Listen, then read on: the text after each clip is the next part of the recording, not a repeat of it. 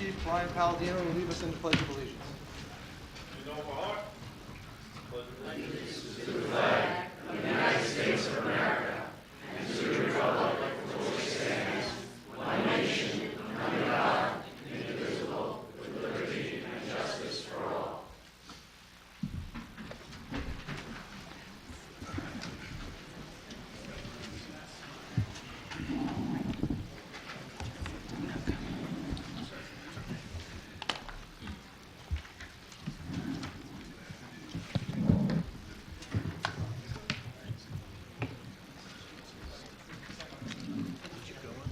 Welcome, everyone, to the what is today's date? February 4th board meeting. First on the agenda is the minutes of January 14th. Have all the members reviewed the minutes? Mr. Mayor, if I could just mention that there was quite a bit of conversation with respect to the change in the zoning code when it comes to the aspect of the 200-foot radius. And I had brought up at the time quite a bit. There was quite a bit of discussion, and it was my feeling at the time that we should table that issue and do some further research on it, because I felt at the time that, for instance, for a parking garage, 200 feet would not be adequate. So there was some conversation and discussion, none of which was reflected in the minutes. So it's my request that the minutes be revised to reflect the conversation that occurred when it comes to the zoning code, the change to 200 feet, or the addition to the zoning code for 200 feet for what could possibly be a parking garage in downtown Lynbrook. So if we could have that reflected in the minutes, I'd appreciate it. That you're requesting that? The conversation, and it was my request at the time to table the matter, because I felt that the board should take some more time on such an important matter. Well, there is no parking garage on the table, so I don't see a need for it. Is there a second for it? I'm just Trustee- asking that this be reflected in the minutes, that there was a conversation. It's not reflected anywhere in the minutes, and we probably conversed for at least about an hour on this subject matter. Yeah, we have listed the names of 10 people that spoke on the matter, and we do have your vote recorded as a nay vote. What we could add to that is that you voiced opposition to the 200-foot distance, if that's suitable. Yeah, and in particular to a potential parking garage in the future. There is no parking garage on the table. I don't see a need for that. But that was the conversation that was being discussed at the time. No, it wasn't. You brought the conversation up of a parking garage. Correct. No one else did. I brought up the conversation about a parking garage because that's kind of important, and that's what was being considered under the Cornerstone project, that there would be a parking garage built on Broadway. And so it was my opinion at the time, and is now, that we should have that reflected in the minutes, that conversation took place for about an hour that we had that conversation. And it was quite extensive. And it was my contention then, and is my contention now, that if a parking garage was to ever be considered for downtown Lynbrook, it would be my high recommendation that every resident be notified one way or another, and for such a dramatic change of use in our downtown. So all I'm asking is that the minutes reflect that conversation. That conversation went on for at least an hour. And I would ask that the minutes reflect that conversation so that they're an adequate reflection of what transpired during that meeting. Okay, if that's the case, then I think the entirety of the discussion should be represented in the minutes if we're going to go down that path as to exactly what was discussed for and against. So if that's going to be the course, it should reflect all. I have no objection to that. And I don't know, would you be able to get that from the videotape? You know, what kind of we didn't have a stenographer that night. The public hearing actually focused on the inaction of a proposed local law. It didn't, this topic of the public hearing wasn't about any other projects or potential projects. You don't normally, you know. John, I don't mean to interrupt you, and I apologize. Hold on, let's let him finish what the thing is, and you should respond. Yeah, it's not necessary to have a verbatim transcript of the different opinions, nor what the people in the audience say, even though we do record their name and address for the record, but we are required by law to, put the individual vote of every board member on record in regard to the local law. And, because potentially you could have 30 different variables affecting whether a law gets adopted or not. And it's up to this board to decide whether or not you want any particular one of those items mentioned in there. But again, you've got to remember, this is specifically a public hearing just for whether the local law gets adopted or not. But John, it's your job as the village clerk to make sure these minutes reflect what transpired at that meeting. And it's very important to me personally that the information that I was sharing that night and my concerns that night be reflected in the minutes, not just a nay vote. A nay vote is inadequate for me. I would like what I said that night to be reflected in the minutes. However you plan to do that, you can play it back on the video camera, however you plan to do that, but it's my intention that these minutes need to be revised so that the conversation that transpired, pro and con, for this change of law, be reflected in those minutes. I think we're forgetting the general purpose of that law was to just reflect upon that one household, of including them in the 200-foot radius because it was municipality property. That was the reason and the only reason for the law. Whether you want to say parking garage or any structure on the municipality, I don't see a need for it. And Mayor, as I said that night, and I'll say it again here tonight, I believe it's absurd, absolutely absurd, that if we were going to do something as significant as a parking garage, that only Not one... doing a parking garage. Excuse me You for a keep second. saying parking garage. Well, that was what was on the board with the Cornerstone project, that we would notify only one family. That's absurd. Every single one resident family. in this village should be notified if there's ever going to be a project.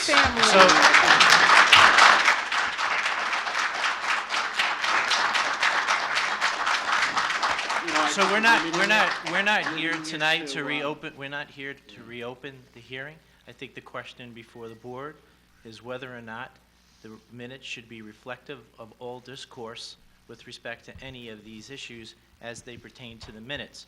So the question really is more, not whether or not it was the right vote, the wrong vote, whatever your opinion is on it. The question is whether or not there should be anything reflected in here. And I don't know if that's the custom and practice of the board to do that. I guess that's we're looking for direction on that. I'm insisting. I mean, I think we went I'm back and insisting. forth on whether it was, a lot of your comments were, is it an impactful project, is it a significant project?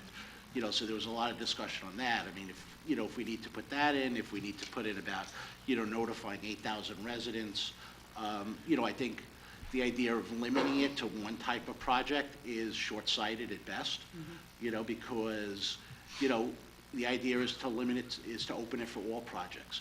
So to limit notification to one type of project, I think is a short-sighted idea. And, and to focus on only one potential project I would think is incorrect. John, is it the custom and practice of the board historically to have a reflection of what was actually discussed with respect to the minutia of the for and against in the minutes? That's the question. It has been a custom not to have the different opinions, expressed when it comes to a local law public hearing, at all. We don't, because again, there could be 30 different variables that affect a local law, and at a minimum, you need to reflect what the vote is, but if there's a majority consensus on the board that there should be some background information put in there to let somebody who's reading these minutes 50 years from now to understand why the law was adopted, then that should be in the minutes. So See, in and what that's circumstances exactly- do we do that's that? exactly When my point. circumstances Excuse me. we don't do it? Excuse me? When do we do that? When do we don't do that?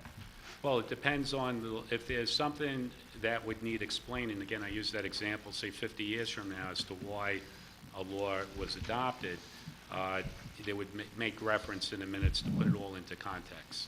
If And- 50 years from now, residents of this community want to know why there's a godforsaken apartment building or a godforsaken parking garage in their downtown area. 50 years from now, excuse me, if 50 years from now, people want to know, I want it reflected in those minutes that I was fighting against it. I want it reflected in those minutes that I was against the parking garage. Keep saying parking garage. There is no parking garage.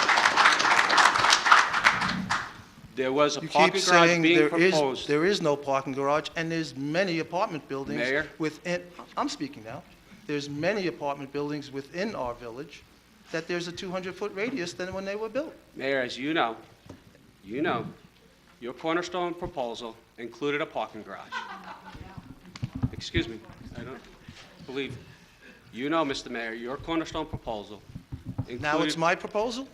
I think we're getting away, far and away from what we should be focusing here. I don't think so. The bottom line is, I whether want- there is a custom and This practice could- of doing This could it. have been very easily handled. This It could have very could, listen, easily the handled. custom and If- practice is that It question. could have very It's not easily whether or been not handled it if was, the listen, minutes reflect that which was spoken that night, and to not do so is do you not have this an on injustice video? to our residents. Was it not on videotape? Is it not on Play tape? it back on the videotape. Is it not on tape? Play it back on the videotape. I'm asking the question, is not your comments and your positions preserved on videotape The for all to see? videotape is not a that legal yes or no? document. The Is it yes or videotape is no? not a legal document. The videotape is not a legal document. The minutes are. Vi- I want it reflected in the minutes. The custom and practice should be what is adhered to. Otherwise, you're opening the door as to what projects we're going to do this to and what things we're Custom and not. practice, it's not custom and practice to build parking garages, okay? You're Custom now and practice- way afoul of what you presented to propose I- before this board. I'm asking, Way it's afoul. a very simple request. It's a very simple request. I ask that the minutes reflect that which was discussed, the meeting, in our last meeting with respect to the law, that would pave the way for a parking garage. Okay, well, I do believe that the parking garage is no longer and is not being discussed and is not being built. We are losing sight over the fact that a resident came and was concerned over the fact that they weren't notified. And we put a law in place to notify people within 200 feet, which is the state law, correct, Tom? Which is the state standard. It is better than having nothing. And that is the key piece here, is there was a concern, and we were addressing it. Now, if we have to go down the road and review something, then that has to be discussed by the board. We were addressing an issue at the time within the state standards. And just to clarify, the 200-foot notification, the distance matches the other part of the code for a private development. That's where Which is that 200 typically seen through the state, is that correct? Which is mainly applied towards residential very- projects. So all I'm asking, I'm not asking, I mean, I would love to debate this code some more because I think it's a lousy, I think we did a lousy job on it. It should have been, the radius should have been much greater than 200 feet. So if you want to open it up for discussion again, I'd be happy to do that. But all I'm asking for tonight is that the minutes reflect, and I hope these minutes also reflect this conversation, that there was much conversation on the radius, on the parking garage, and that the minutes reflect that was what was discussed that night. That's all I'm requesting. I mean, I think we then also have to include the nebulous terms like impactful, significant, large, that you were trying to put in as part of the Absolutely. code You last can time, you too. can include whatever you like in the minutes, but the minutes should reflect that which was discussed that night. And it was a long conversation. I think we heard from residents. It went on for about an hour. And I believe that I demand that the minutes reflect that which was discussed that night.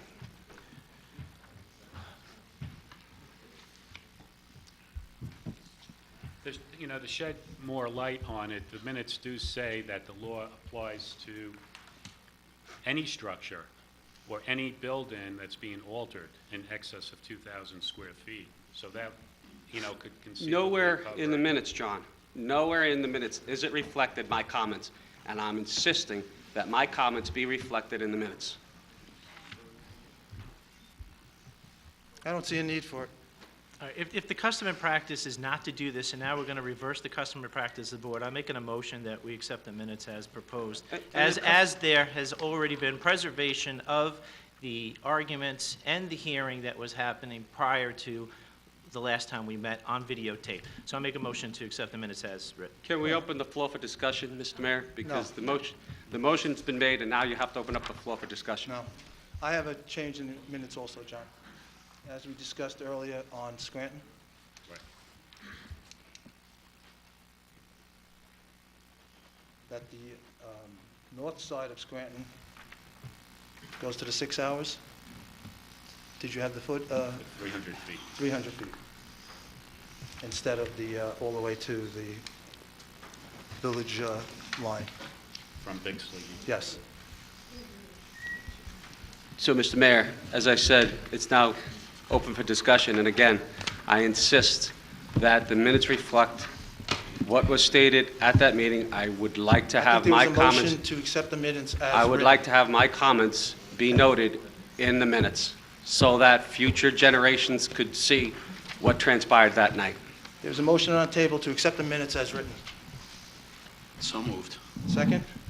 Second. All in favor? Aye. Aye, No. obviously.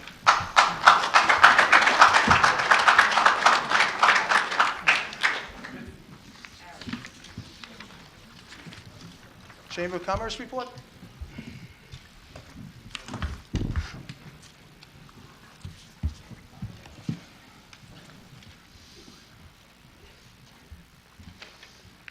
Thank you, Mayor Beach, Deputy Mayor Becker, and thank you to Josh for giving up Monday Night with Dad so that I can keep this board and the residents well informed.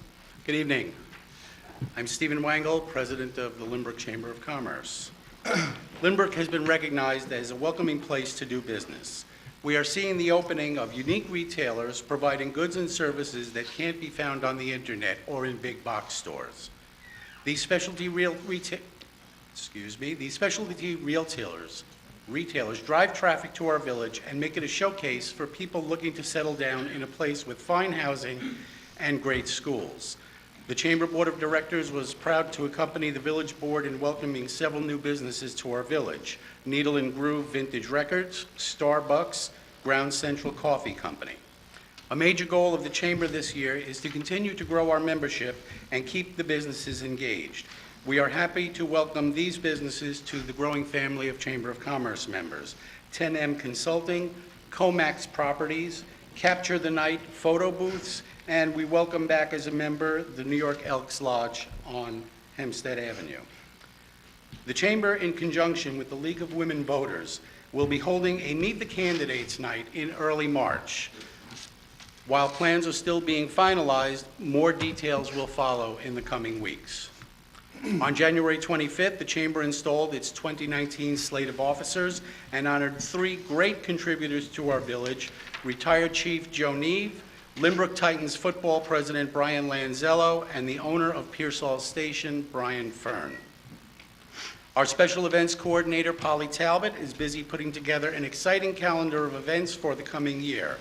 Aside from being an extraordinary networking opportunity, many of our events will be educational so that our members can do better business and have a clear channel of communication with the village departments. Our next event is scheduled for Thursday, February 28th.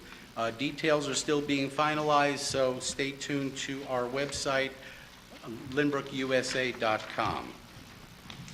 On a sadder note, I am troubled to report the loss of one of our longtime board members, Bill Albergo. Bill was a loving husband to Esther, had 4 children, 8 grandchildren, and was expecting 1 more in April. Bill was a retired firefighter and active not only in our chamber, but gave his time at St. Raymond's Church, the Knights of Columbus, and Elks Lodges. He will be missed by all of Lynbrook. Anyone needing more information, if you want to contact the chamber, feel free to email us at info@lynbrookusa.com. Thank you.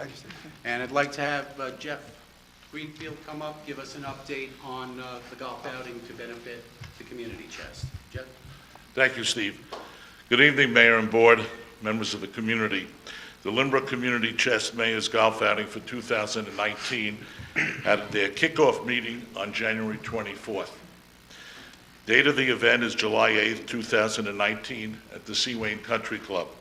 Contrary to the news in the Herald, The Seawain Club is alive and well, not for sale. Only 3 lots are for sale.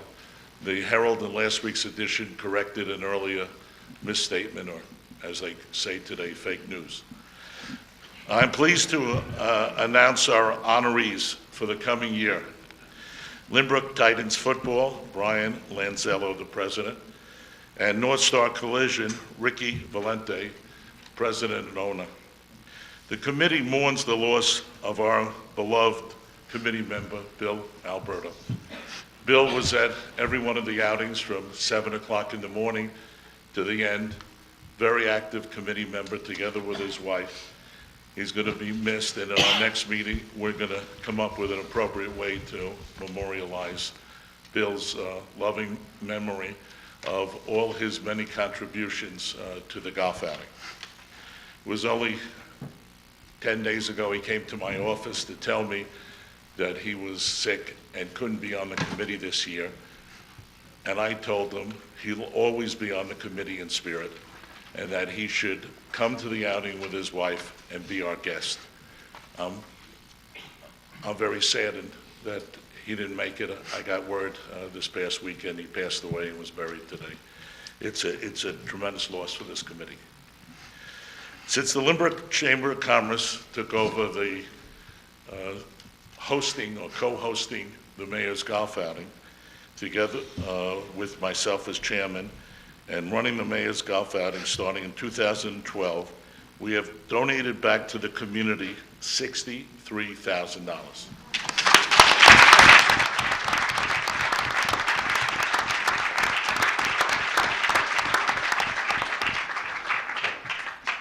It isn't just me, the chamber, it's all the generosity of the many merchants, businesses in Lynbrook, the generosity of the players that come to the event, and the sellout crowds that we've had every year. We started modestly, and we built it up where last year was the most successful. And it's always a tough goal to follow. Let me give you some idea where the money went in those years since 2012.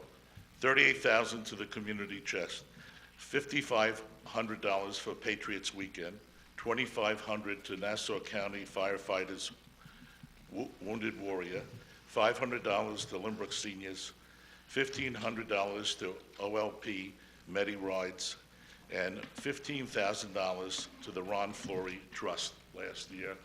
And last year we had a record year.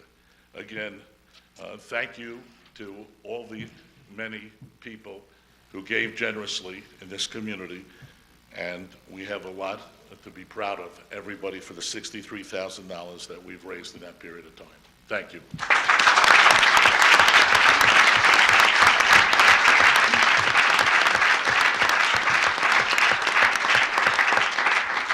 Mr. Mayor, if I might, I have a question for Steve Wangle.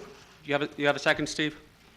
Just there was an email that went back and forth January 15th. I'll start from the beginning. It's an email from Jerry Grew to John Giordano. And Jerry, I'll just preface Jerry's email saying he'd like to know how things are going with the movie theater. And John, your response to Jerry is, Jerry, briefly, there have been no parking problems at all. And we are very pleased. The general sentiment is that the theater has bolstered foot traffic in downtown.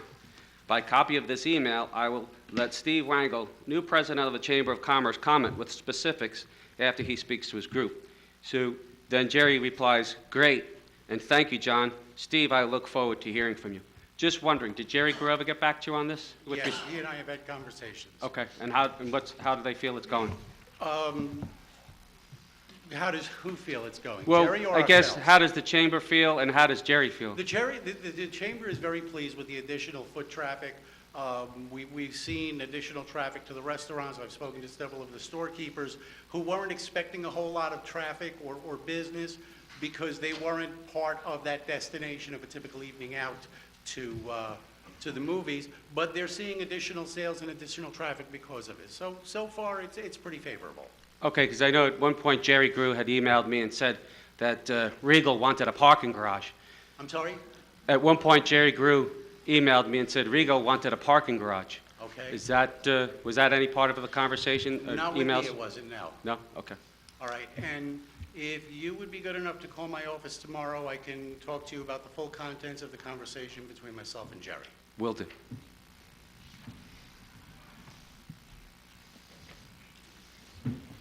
Huh? Is Tony Marco here? Yes. Tony?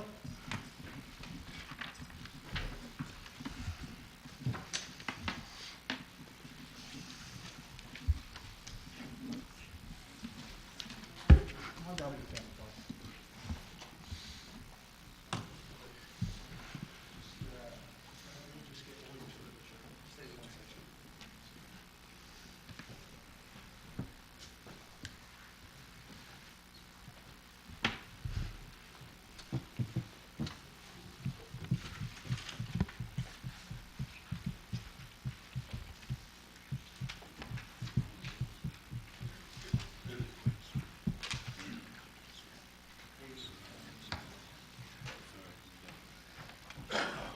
This is Tony Marco, who is a graduate of Malvern High School, who is going into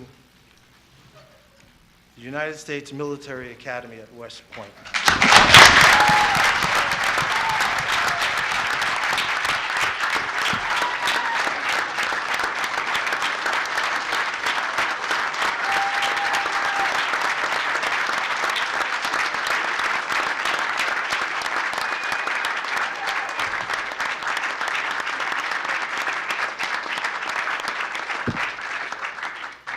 Tony had a very, very long letter that he submitted to West Point, but I'll read the last paragraph. My goal at West Point, my goal to attend West Point and to receive a commission in the U.S. Army has not wavered for a single moment. On September 11th, 2001, our nation was attacked in a devastating manner.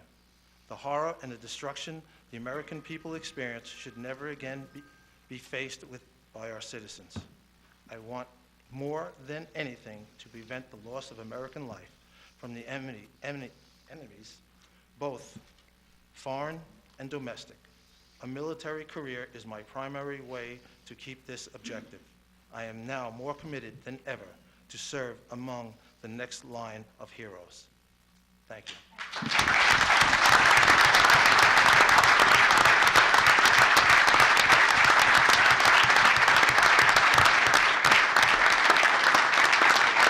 Thank you.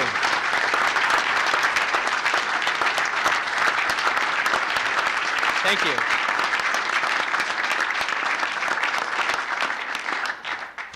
I'd like to say thank you to Mayor Beach and the Board of Trustees and the entire town of Lynbrook. Attending West Point has been a goal of mine since I was about in 6th grade, and it's finally coming true, and it's very surreal, and I'm really looking forward to attending this July 1st. It seems like the ways away from now, but I'm preparing every single day, and I can't wait for that moment to finally attend my dream school. Thank you, everyone.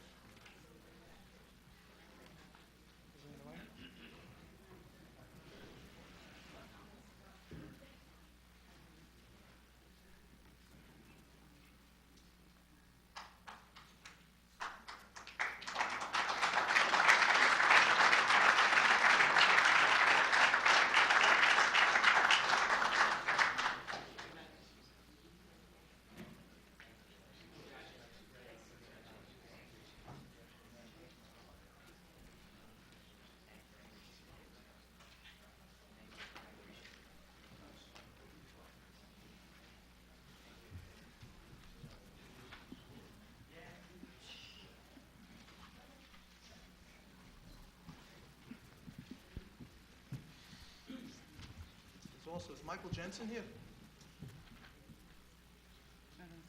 Michael is another Lynbrook resident that I believe he graduated from Kellenberg. Yes. Yes? Yes, he's Kellenberg? graduating from Kellenberg in June. And unfortunately, I guess Michael couldn't make it here tonight, but he's going to Annapolis. So, Yeah.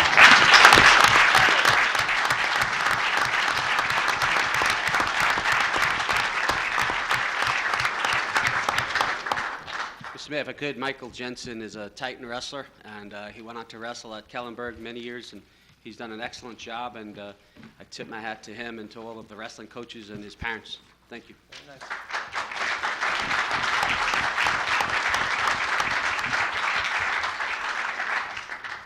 He is also an Eagle Scout.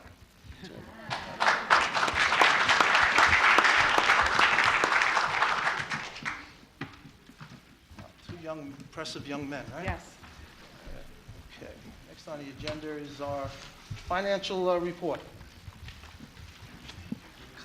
Ladies and gentlemen, it's with great pride that I make a formal presentation tonight on the finances of our village.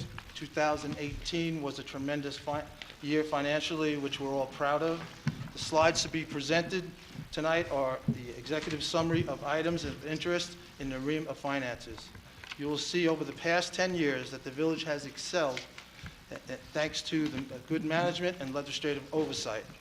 Prudent financial management of the village is very important, and although we are not required to do so by law, we engage a CPA firm to prepare a financial report, which must be filed in the State Controller's Office each year according to the state law.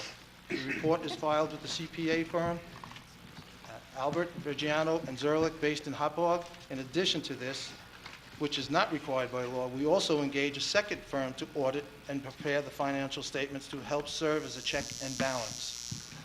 Each year, we post a copy of the annual financial report on the website. With us tonight, to accommodate the presentation, is Jim Olivo from the firm BTS, which is based in Albany. Jim comes to us 40 years of municipal finance experience, but before we have Jim join me and take the microphone, I'd like to just give you information points about the village. All right? Slide one, you do? Yeah, I'm going to go down now.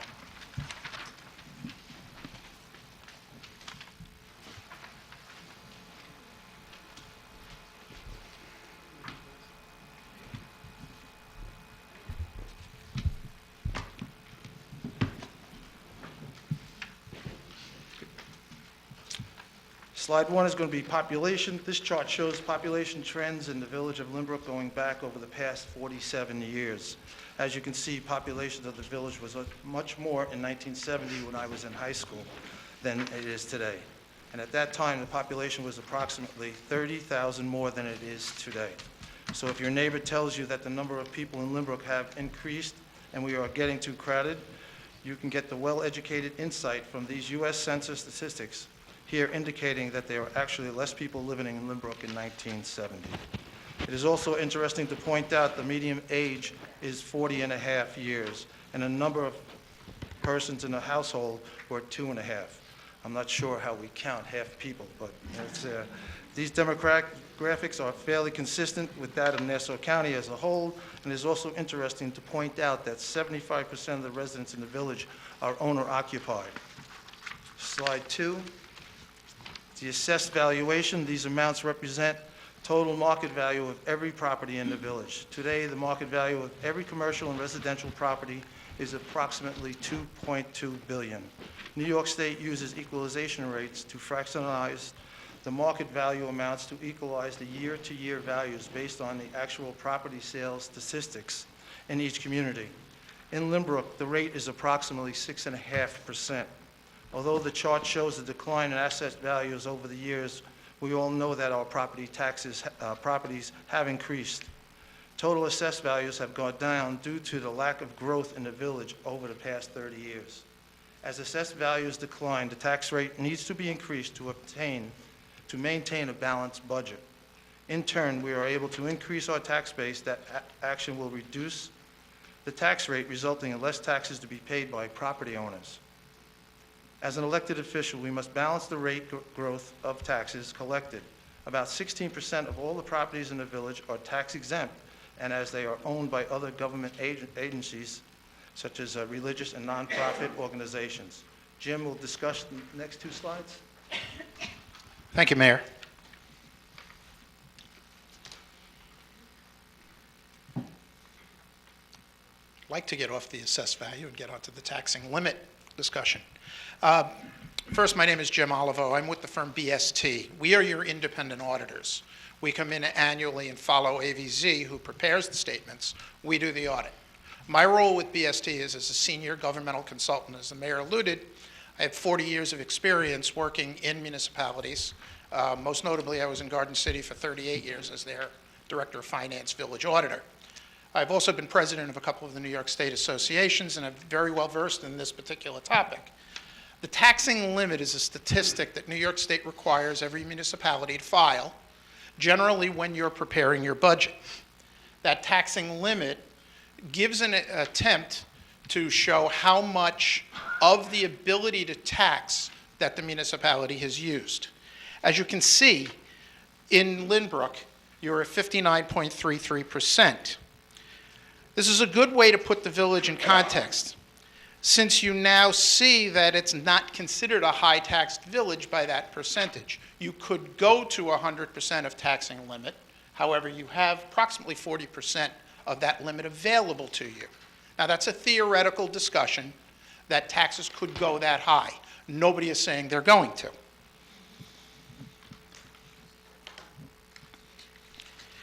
The rest of the village's budget is basically here, and in some municipalities it's a much higher percentage, but here about 75% of your village budget is funded with tax revenue.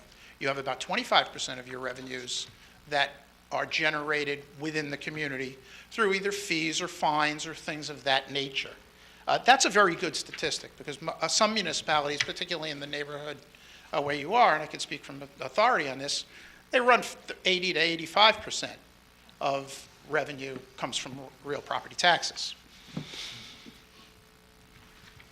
The next statistic is a little bit of the limit as to how much that the village can borrow. As you can see, you are at approximately 11.08% of your debt limit. So you can easily borrow more and fit it in. That's not necessarily what will happen, but this shows that you've managed the debt quite well.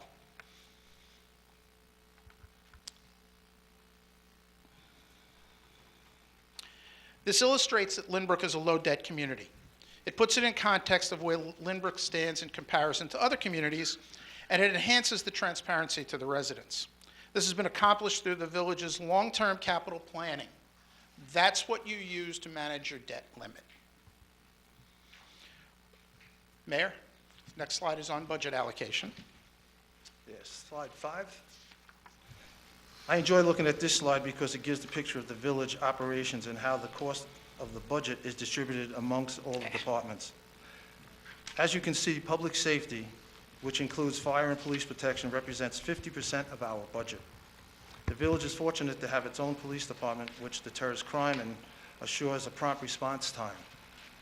The same is true for the fire protection, which has an excellent response time, and the state-of-the-art firefighting equipment with support of Northwell Hospital's services to supplement our emergency medical company.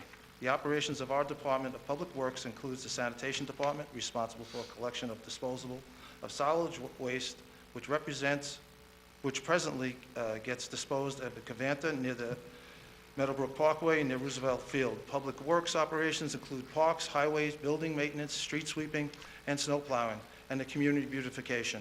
Our recreation and library represents a small expense of the village budget and provide over 100 powerful number of programs to the community. Our low administration expenses is a testament to the efficiency of the administration and the governance of this village. I'd like to take this opportunity to point out some of the budget highlights of this year. We completed the beautification improvements of Merrick Road, which include brick sidewalks, ornamental lighting, and benches, financed entirely by 2 grants at no cost to the village. Ball field lighting was installed at Grice Park to accommodate evening ball playing. Funds were increased to plant 450 curbside trees in residential and commercial areas to address the Bradford pear tree disease epidemic. Our Standard & Poor's AA plus bond rating was reaffirmed, which is the highest rating in over 50 years. And we again use a zero-based budgeting practices, which means every year we start each account at zero and then develop them based upon the actual needs for the year. We replaced 3 police cars. We secured approval for Long Island Railroad to provide funding for new platform areas and improvement at the street level. We completed playground improvements at Grice Park, as well as streetscapes improvements in commercial areas such as Forest, Denton, Earl, Sunrise Highway, and using grant funds. Completed a $3 million road improvement project on residential streets financed by grants and bond issues. Invested in idle village funds will yield the village over $75,000 in additional investment income. Michael? Thank you. Jim, thank you for the presentation on the tax and debt limit, which is very interesting. The next slide here is a fiscal stress rating. New York State Office of Controller has established a fiscal stress process, which is an early warning system to all villages, cities, entities across the state, saying what is their fiscal stress limits. Their rating systems are significant, moderate, susceptible, and no stress limit. A few years ago, the state developed this method, and it reports the contacts with relation to all other municipalities. How does it work? The state uses 2 sets of indicators. One, a set of financial indicators that include the year-end fund balance, operating deficit or surpluses, our cash position, use of short-term cash flow debt issuance, and fixed costs. They also use environmental factors which provide insight about the economic and democratic forces confronting the communities. Things such as change in population, households and public assistance, percent of population under 18 and over 65, percent and change in home values, median household income, unemployment rate, and your reliance on state or federal aid. The state developed the scoring system, which is ranked from 0 to 100, with 0 being the best score and 100 being the worst score. The village of Lynbrook has a fiscal rating score of 3.3, which equates to no fiscal stress. As you can see, in comparison to other villages and other surrounding areas, Malvern has the same rating of 3.3. Valley Stream has a much higher rating of 63.3, which puts them in the moderate stress rating. Rockville Center has a rating of 6.3, which is slightly higher than ours. Long Beach has a current rating of 80.8, which puts them in significant stress. Nassau County, in relation, has a rating of 68.8, and Hempstead has a rating of 6.3. So as you can see, so this is the state comparison, as compared to other communities, we are doing much better shape and in much less fiscal stress than some of our other neighboring communities.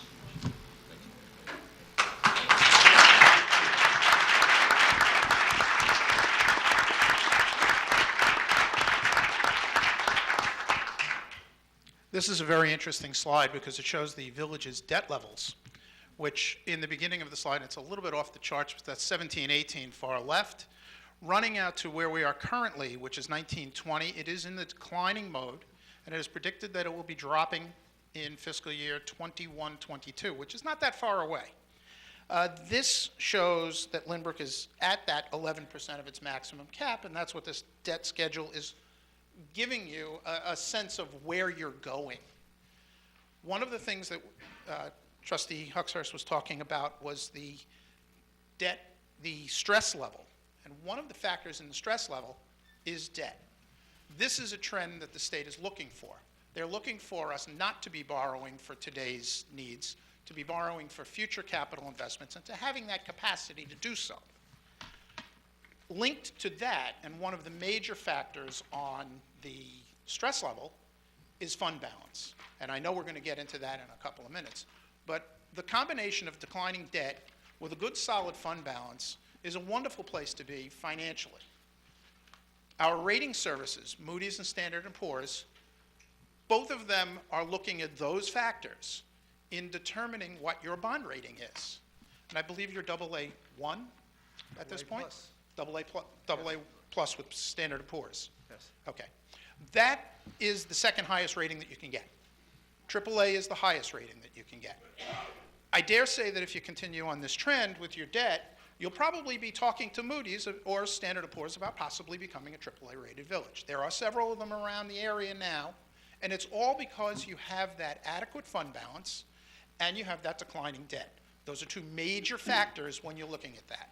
Now, I don't work for Moody's or Standard & Poor's, and I'm not going to speak for them, but they definitely will look at you differently as they see that.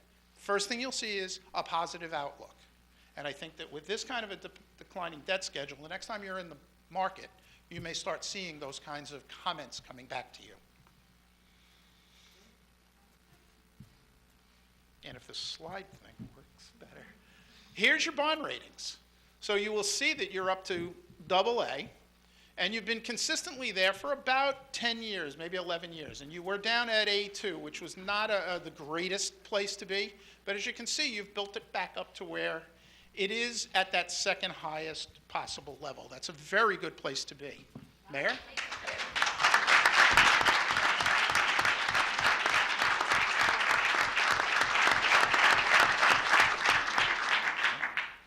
And we saved the last slide for the best, like your household budget, which has regularly monthly expenses and wages from employment. The amount left over is put into a savings account.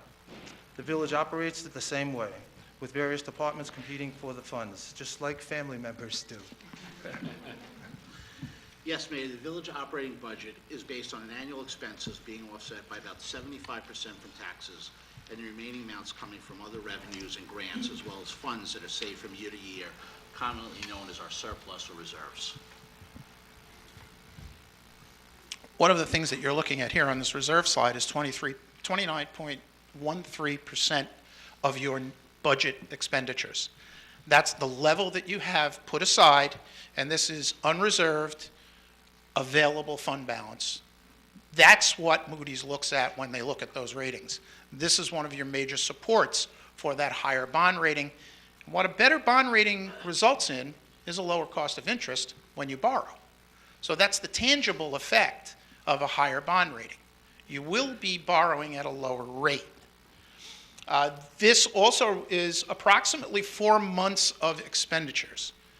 And one of the things that the government finance officers of the United States looks at is what level of cash do you actually have to get you through that rainy day?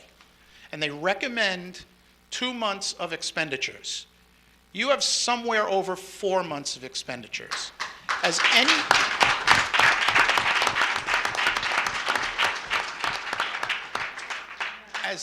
As any household knows, you have to be prepared for that rainy day. In the home economics world, the loss of an income, an illness, the roof leaks. The village is positioned very well to take care of those because they've been smart enough to put reserves aside. Mayor? Yes, and then over the years, the village worked to restore the 16% threshold, which helps us give a better bond rating. Better bond rating results in lower cost to secure debt at low interest rates. It's similar to having a good credit report and be able to buy a car at a low, or a mortgage at a reduced rate. So that's a good thing for the village. And as you can see from the reserve slide, in 13-14 was when you hit that 16% mark. 16% is approximately 2 months of expenditures. Mayor? I'd like to thank Jim and Mike for assisting me with the presentation, and it's very enlightening to hear that the financial status of the village is sound, and assurance that we are in good fiscal stewardship of the village is something we should all be proud of. To recap, we've reviewed the declining population of the assessed value growth of the village and the Constitution tax and debit limits established by the New York State. We enjoyed having a low fiscal stress score and how quick our acceleration on to pay down the debt contributes to us having a good bond rating. Lastly, I'd like, while some municipalities are struggling with deficits, we are pleased to learn that this year the surplus amount has grown to almost 30% of the budget, a good testament to believe in Lynbrook. Thank you.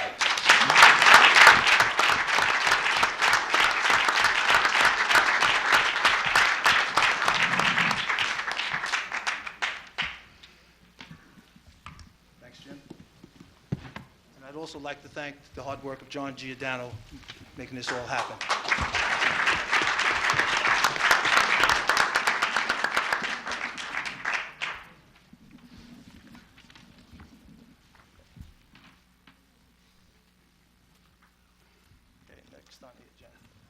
Next on the agenda is the fire department request, March 2nd and September 21st. Saturday, March 2nd, they're going to take the anticipated to St. Patrick's Day Parade in the Rockaways. I need a motion to allow. So moved. Second? Second. All in favor? Aye. And the other part of that is, they would like to, is Kevin Bean here? Is there a representative from? We had surgery. Is there somebody else from the Wounded Warriors that could help me? That'd be great. I just want to confirm what I think. Is this to move the project from Earl to Grice Park? That's correct, sir. I think that's a great idea. There'd be a lot of room, a lot more room, a lot safer for everyone. Absolutely. All right, this is, the Fire Council has given tentative permission to subject of our approval for Nassau County firefighters Operation Wounded Warriors to conduct a fundraiser on Saturday, September 21st. They would like to move it from Earl Avenue to Grice Park. I think that is a great thing to do. I would ask for a motion to approve. So moved. Second. All in favor? Aye. Anything else you need to tell me about that? No, that's perfect. Okay. Thank you. Thank you very much. Appreciate it.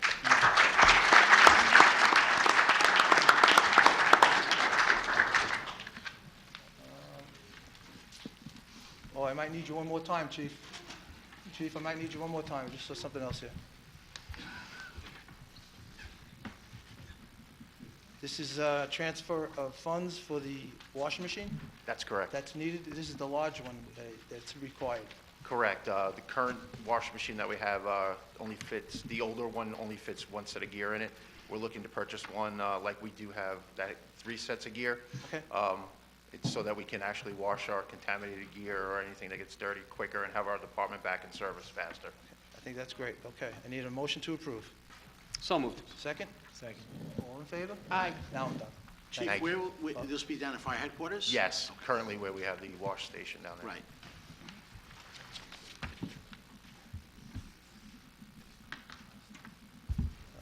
Item number 11, Police Chief Palladino.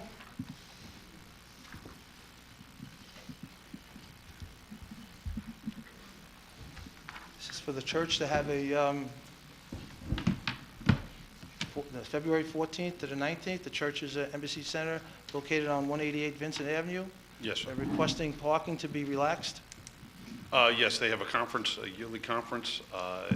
This, I believe, is the 3rd year they're doing this, and we've approved it in the past. Okay, not a problem for you then. Not a problem at all. And you'll reach out to them and remind them of all the restrictions. Yes, I will. Okay. I need a motion to approve. So moved. Second? Second. All in favor? Aye. Thank you. And 11B, I'm going to ask for this to be tabled.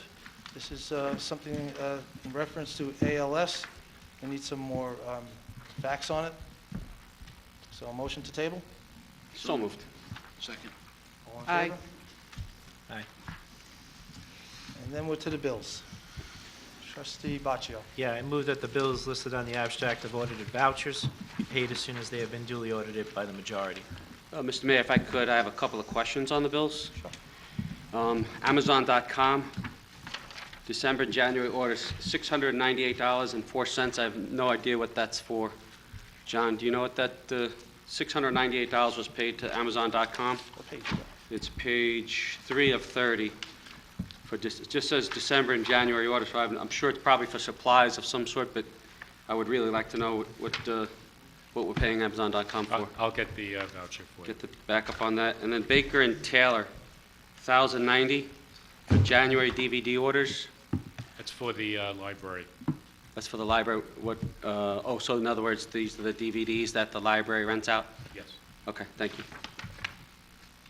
I'm going to withhold until we get the backup on the Amazon. I'll abstain.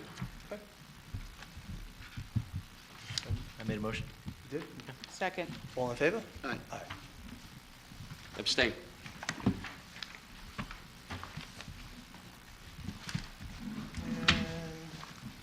Richard Gooden Welfare. Anne Marie? Yes. Good evening.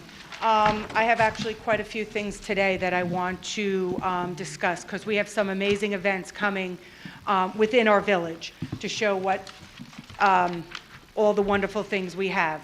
The first thing I want to discuss tonight is the Our Lady of Peace $10,000 dinner dance, which is March 9th, Saturday, March 9th, in the school gym. It is lights, camera, auction. It is actually this year honoring outstanding CYO coaches, and it is a wonderful event. It is catered by Kraft. If you can see the flyer here, a wonderful band, Jerry and the Newcomers, is playing. And what's not better when you get a chance to possibly win 10 grand. So the tickets are for sale. It is $150, which admits 2 people, and you do have a chance to win 10 grand and some other money. I think second place is $1,000, third place is $250. It is a wonderful evening to support the parish. So if anyone has any questions, the flyer's here. You can actually reach out to the rectory, to the school. There are people listed here. There are even some of the individuals tonight. The Jacopellis are here. They're selling tickets. And that flyer does have contact numbers. So if you are interested in attending, it is a wonderful evening in support of our Lady of Peace Parish. And then again, someone actually does walk away with a nice big prize. Also in March, we have Christopher's Hemophilia Benefit. And I know many people might have heard of this, but you know, this is a benefit that's been going on for 11 years. Christopher is a 14-year-old resident of Lynbrook who has a severe bleeding disorder. He is a severe hemophiliac. And his family, 11 years ago, decided to start a benefit in order to raise money for the New York City Hemophilia Foundation, which brings research, education, and a cure. In the past 11 years, they have raised over $300,000 alone.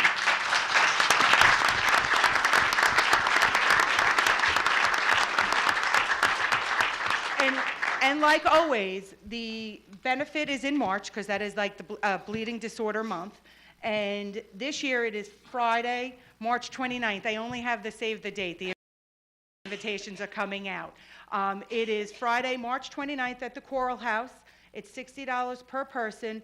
Open bars, apps, sit-down dinner. It is a wonderful evening, and I do have to say, I think our highest number of attending, we might have tipped over 500 who come out, and it is really wonderful to see what an amazing support, especially the community comes around Christopher and his family in order to help not only Christopher, but all other individuals that do have to deal with this disorder every day, because we definitely do need to see a cure. So I know once they do have a link on Facebook, you could find them through there, but if you really want more information, please feel free to reach out to me. You can email me through the village, and I will send you directly to the proper people to get more information, because they're always looking for donations, raffle baskets, because I do have to say, on top of the 500 people, I think we end up with almost 400 plus baskets also of amazing prizes and trips, and it's just a wonderful event.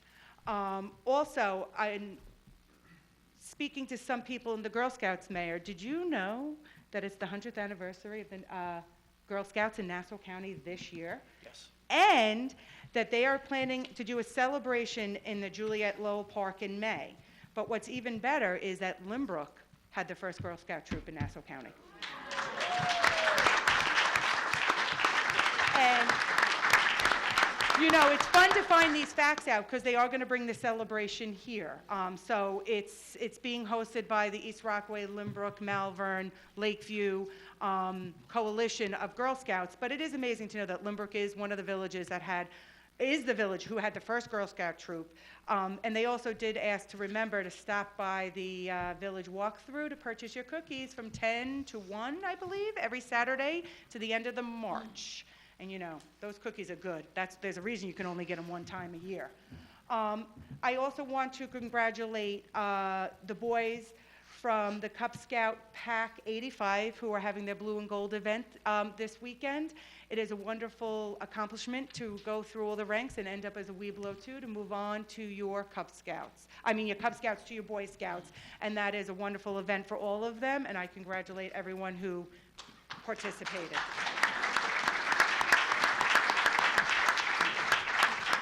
Thank you, Mayor. Trustee Hawkins. Thank you, Mayor. Just a couple events coming up at our library, with the children, again, getting off for a winter recess break. The library has 2 movies the week of February 20th and 21st. It's How to Train Your Dragon, and then on the 21st is Beauty and the Beast. Again, these movies are free, so come on down. The doors open at 2:15 for the library. So if you're looking for something to do with your kids that week, come on down, come see a free movie at the library. The library's regular movie program, tomorrow they have Disney's Christopher Robin. On the 12th, they have Mamma Mia, Here We Go Again. On the 19th, they have Crazy Rich Asians. And on the 26th, they have Mission Impossible Fallout. So again, free movies at the library. These are every Tuesday. Come down at 2:15. That's when the doors open. But, the movies are free, so come down and take advantage of that. Also, start looking for the tax programs. We're getting into tax season since the government is back in session. So look for there's free tax assistant usually provided down at the library. So check out the library's website for the schedule of that. So if you need your taxes done, come down and sign up and come down for the free tax assistance. And then again, I want to wish everybody a happy Valentine's Day. Don't forget, next week is Valentine's Day. Oh, yes. Thank you. Thank you. Mr. Becker? Thank you, Mayor. Just to bring an update on our varsity wrestling squad, they've done extremely well this year. We have 9 qualifiers for the county tournament, so we're really excited about that. We had 2 champions, Henry Quilka and Jesse Singh, and they're going to be getting seeded in the top 6 for the Nassau County tournament.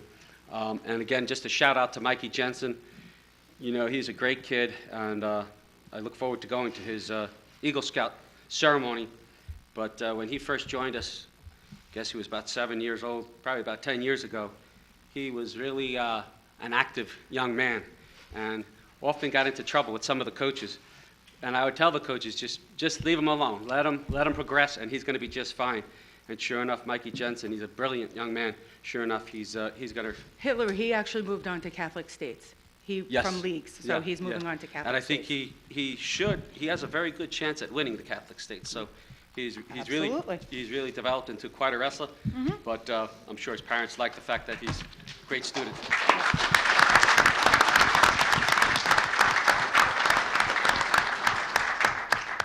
And our Titans Kid Wrestling program is going great. We have a bunch of good wrestlers. We're really killing it in all of the tournaments.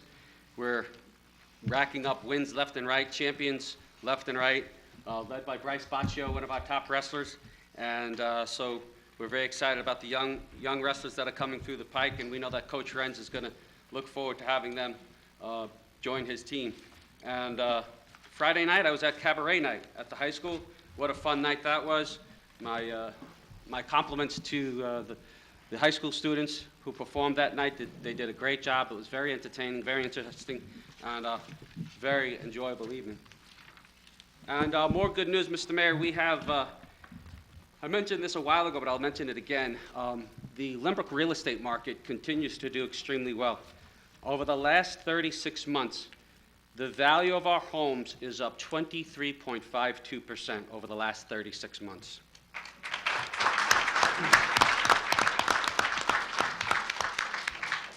And 20.52% over the last 24 months and 10.35% over the last 12 months. So our real estate market's doing extremely well, and that's great news to all of us as we all have great concerns about the value of our homes.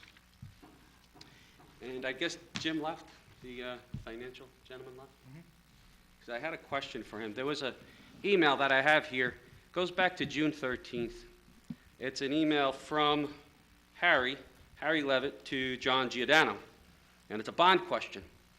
John, we are, in chamber, playing around with an idea for a parking structure. We do not have enough parking in the downtown during the week. The village has issued more permits, by a lot, than there are spaces. Alan has said he may be interested in discussing this parking structure. He did tell us the approximate cost, and although he may be in favor for this, there is no way he would raise taxes for this. The Chamber would like to...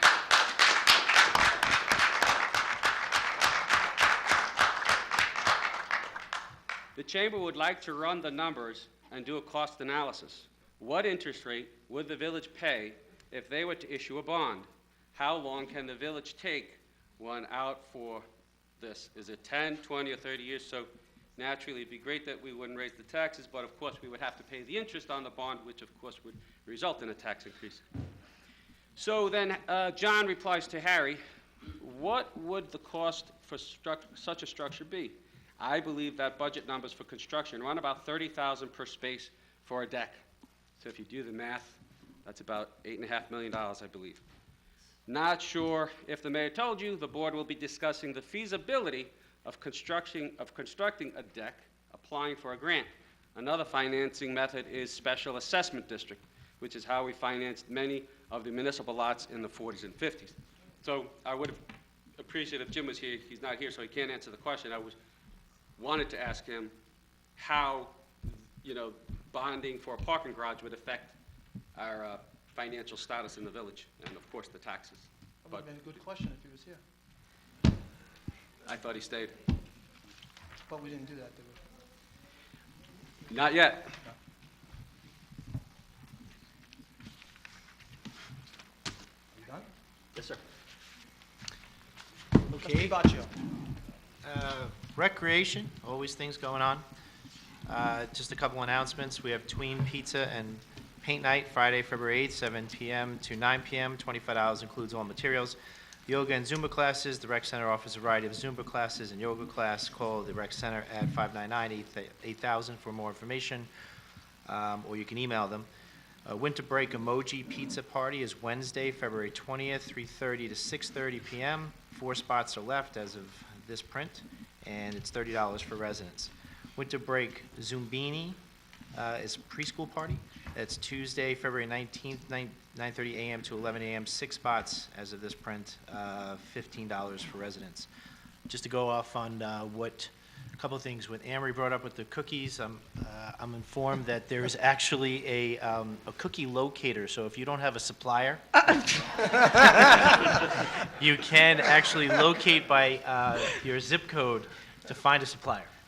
Would there actually be addresses given with that too? Yeah, they could tell you. Would one be? Yeah. Okay, that's what I figured. And just to go on what Trustee Becker had brought out, there was the Youth County Wrestling Tournament this Saturday, and I do notice that some of our coaches, Coach Rashad and Coach Doug, are in the room.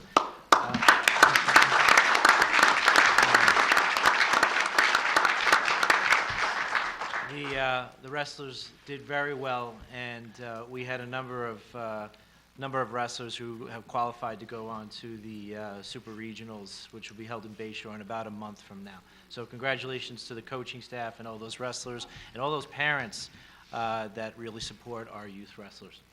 Thank you. I always say that God has a special place in heaven for wrestling moms.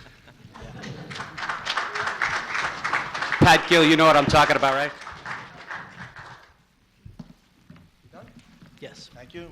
And I just have a few announcements. New members of the fire department: Julian Panzarelli, engine company; Matthew Thatcher, engine company; and John Walsh, hose company, which is very nice that they do this for us.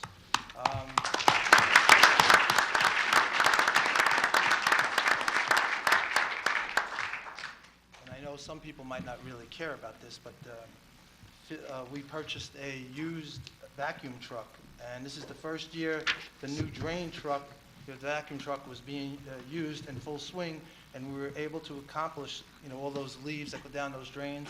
We were able to accomplish cleaning 127 drains, which is going to make life a little bit easier, especially those people on Forest. We know there's a constant problem down there. We're trying to keep the drains as clean as possible, and the Department of Sanitation has been down there constantly cleaning it, trying to keep it, people from having floods. Also, the DPW planted over 335 new curb trees throughout the village, which are staying with the Tree City. We also have some streets being resurfaced. Hempstead Avenue between Lakeview Avenue and Peninsula Boulevard is going to get resurfaced through the county. I don't know the exact date. We never know with the county. It just seems like when they get the urge, they do it. And this has been planned for a couple of years, but we've got the literature. We received literature saying they're going to start. Also, PSNG is going to start doing some work on some electrical wires around our neighborhood, Whitehall Street, Hendrickson Avenue to Grand Avenue, Grand Avenue between Whitehall Street and Hendrickson Avenue, Hendrickson Avenue between Dawes Avenue and South Franklin Avenue, and Stevenson Street between Hendrickson Avenue and Highland Boulevard. Also, oh yeah, Malvern, I got to do that. We talked about them. We've needed Tom Montori, who does our meters, will be happy to know that Malvern donated a 2002 Yukon to be used for a meter car. So thank you, Malvern.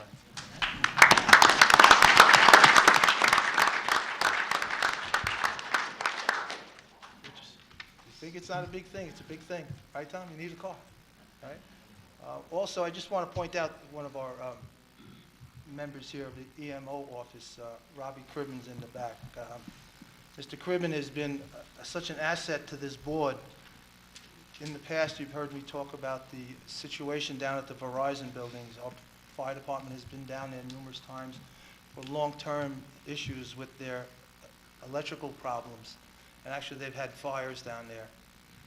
There seems to be a problem with the DC current that's within that building, and it actually was feeding back into the transformer boxes up on the pole and causing fires and blackouts down in that neighborhood. Now, Verizon refused to take blame for it. They said it was coming from the train tracks. Verizon has the batteries that are DC down in the basement, and the only other person that has DC current in that neighborhood is the Long Island Railroad. So they were saying that the DC current from the railroad was coming in and causing all this electrolysis business going on throughout the streets. All the people in the neighborhood, their water mains were breaking and they were flooding, and they were losing water service. So it turns out that the actual problem is from the Verizon building. And what they did is they disconnected the ground wire that they had on the water service that came into the building. They made it plastic, and then they made a grounding net in their backyard. So all the grounding rods are set up in the backyard, not onto the water pipes, so it will stop the electrolysis going through the rest of the neighborhood. Well, the problem is now all these people had to go through the expenses of having their water services replaced. And Mr. Cribbins is one of the key factors why we found the problem, and he's also one of the reasons why these people will have a possibility of getting refunds from Verizon, although we might have to get our village.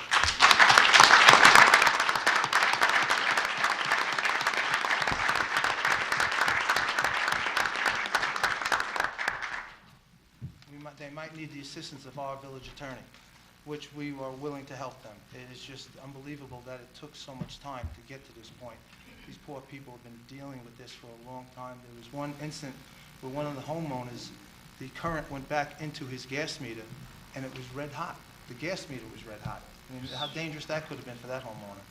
So, Robbie, on behalf of the Grateful Village, thanks for doing a great job.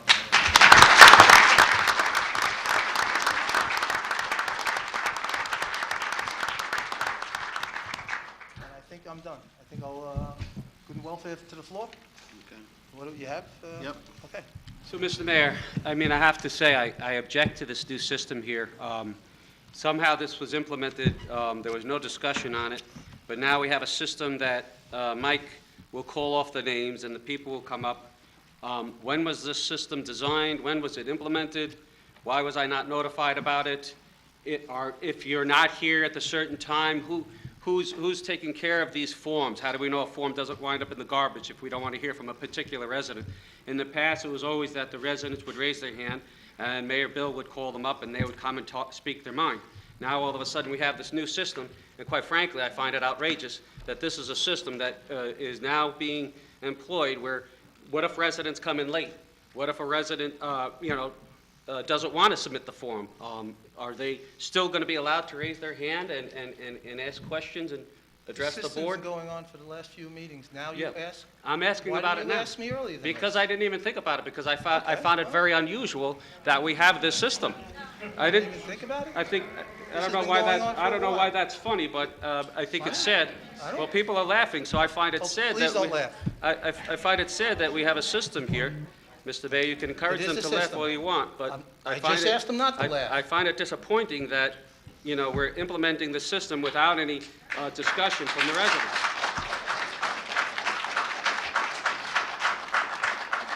And I object to the system. I should have objected sooner, you're correct.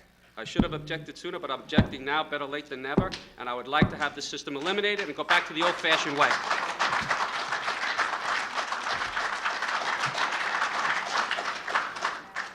Well, since this system seems to be working, I'm going to stay with it. Mr. Mayor, I make a motion that we eliminate this system until further notice when we could discuss it amongst ourselves with the board and then present it to the residents. And for tonight, I request that we go back to the old-fashioned system that we've been using, that this village has been using for 50, 60, 70, 80 years, whatever it is, and go back to the old-fashioned way.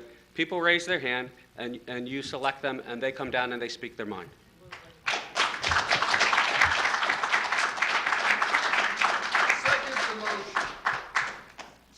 Thank you. I don't know if a resident can do that.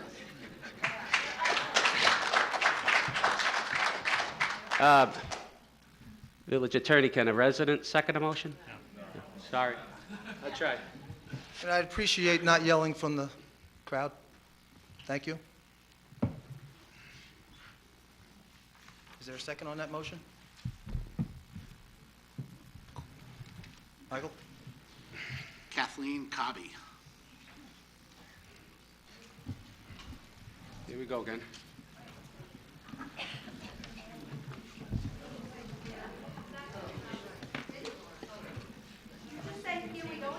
Yeah, I said that. Yep.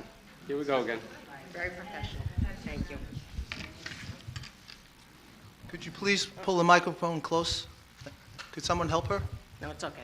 I have it. My name is Kathleen McDonough Cobby. I live on Hawthorne Street. How's that? After attending the last meeting and speaking with Mr. Becker, I watched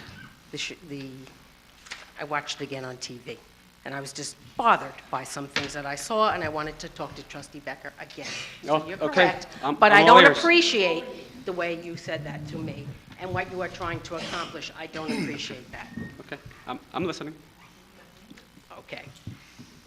Trustee Becker, did you refuse or give false responses to the simple financial disclosure form that pertained to the Cornerstone property? No. The first request on the disclosure asked you to provide any proposed agreements or contracts between you and the Cornerstone. At the last board meeting, you originally said there was no such agreement to Mr. Canty, but you later admitted to former Mayor Geyer that there was such a contract. In your response on the disclosure, you responded that this proposed contract between you and the Cornerstone was either in the county clerk's office or online. Mr. Becker, this contract is not filed at the county clerk's office, nor was it online when you answered this disclosure. Can I answer that? Well, let me finish the sentence.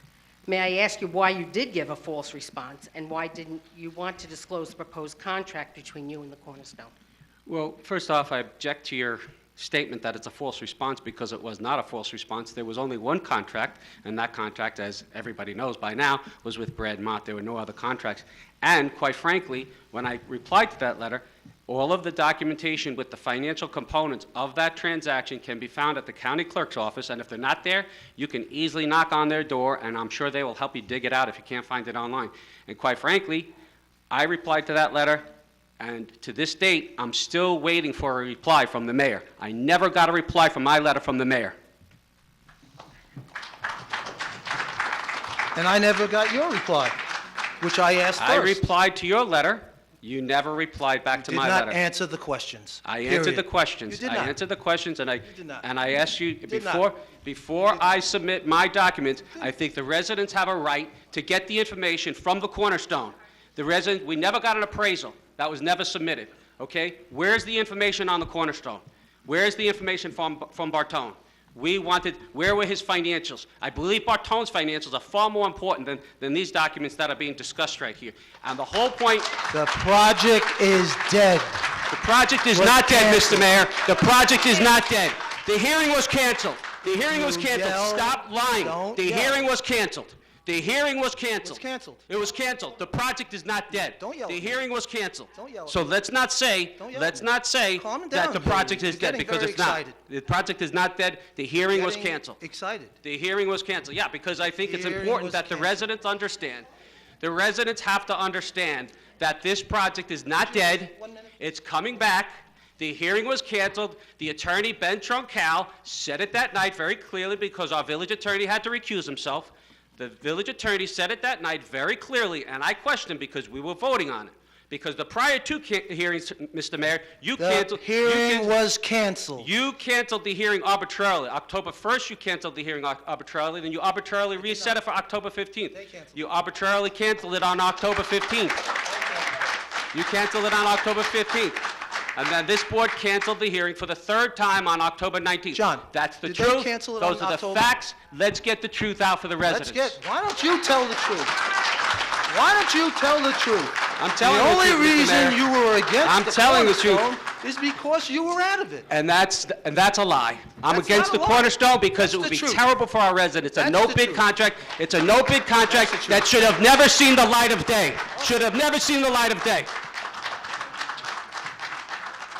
That is not true. It was not a no-bid contract. It's a no-bid There was an contract that RFP should have on it. never seen the light of day. It should have never seen the light of day.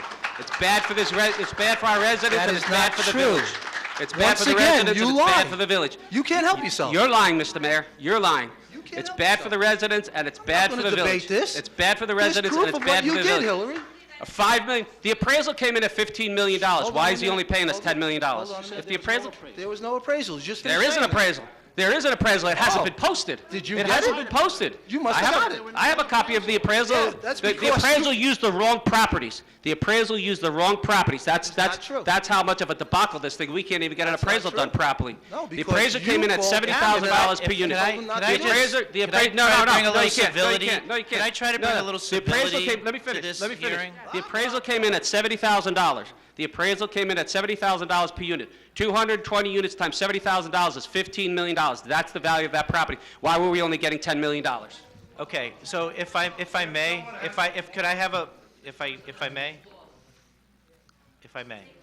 why don't everybody just that's right. calm down? Okay, just calm down. If we want to debate the issues that are before us with respect to our opinions on what direction the village is moving, wants to move, everybody's thoughts and ideas as candidates, the best forum for that is a debate, Amen. okay? Any more questions like that? Any more questions about, any more? Excuse me, Heed- Mr. Becker, heed- if I could heed just Trustee finish. Baccio's advice. You know what? I heed your advice. Okay, so if I could just say, we're not going to get anything solved here tonight by screaming at each other. So I'm Agreed. asking that we just have a little civility, set a good example for those young people at home, okay? And let's debate the issues. Let's debate the issues on where we stand at the proper time and proper forum.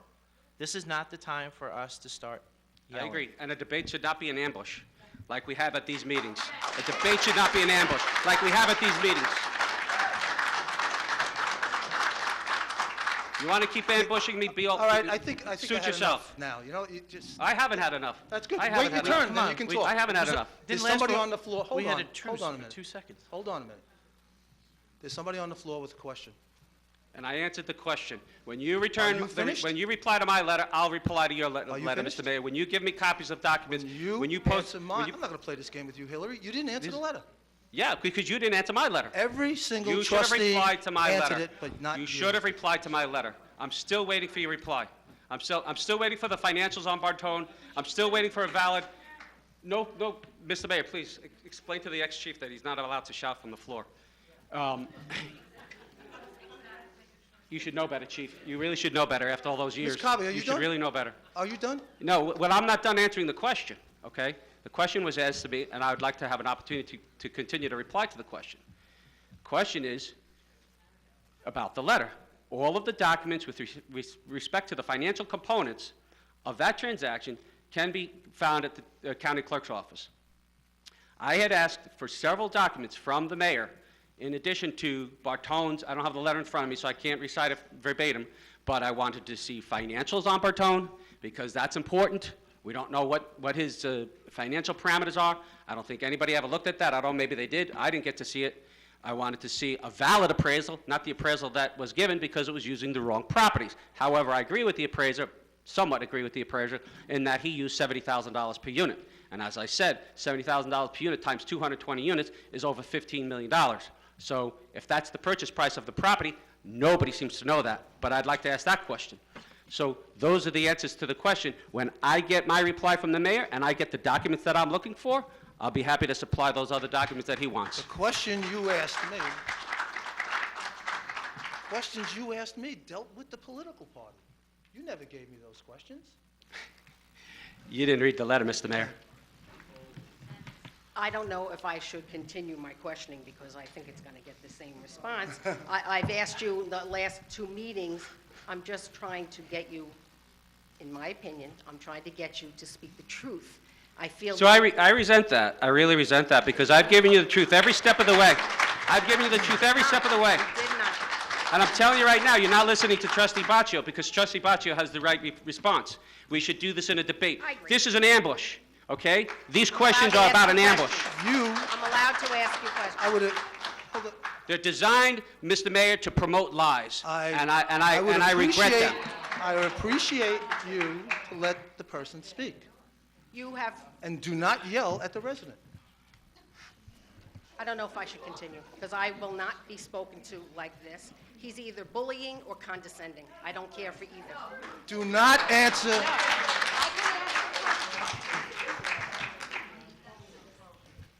You tell me. I appreciate your feelings, but I don't agree with Mr. them. Becker. Please don't Mr. say Becker, that. 1 second now. Don't say that Hold word on. to me ever again. Hold on.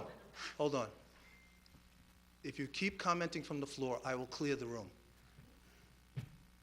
Let the lady talk, and let him answer. If that happens again, I'll leave and you can do what you want. In your response on the disclosure, you responded, well, let's skip that part. The second question in your financial disclosure asked you to turn over the sales contract for the 4 Becker properties next to the parking lot where the cornerstone is being proposed to be built. The importance of that question was clear because what is or isn't built on the parking lot directly next to your properties affects their values. Your response, again, was that the document requested is either in the county clerk's office or online. Mr. Becker, the contract for sale of the 4 Becker properties are not in the county clerk's office. Only the deed is, and the contract is not online. And the deed will tell you exactly what the price is, and I'll tell you exactly what the price is. The price was $2.6 million for 4 properties, on average $650,000 per property. And you're saying that now, but when we asked you this question, you didn't have that answer. You didn't ask me that. You didn't ask me the numbers. I would have been happy to give you the numbers. But at the end of the day, you can figure that out from the deed. The deed will have the financial components of the transaction. So the answer is just go look it up. I'm not going to tell you the answer. That's what you The answer is when the mayor provides me the documents that are far more important about Bartone, his financial parameters, and the appraisal on the property. When the residents get those documents, then I'll be happy to it's the residents, produce. not you. The residents, of course, want these documents. Of course they want them. Answer the disclosure. Answer my letter. I'm going to skip over a lot of my questions, just ask one more. Was there an agreement between you and Mr. Mott that was contingent on the Cornerstone property being dismissed? 100% no. Easy. Okay. But I think, there should be the question asked to the village attorney if his property is contingent upon the sale with the Cornerstone going forward. The answer is absolutely not. It is absolutely not contingent upon. But don't you find it interesting, Tom, that they're only asking me these questions and not you? No. No.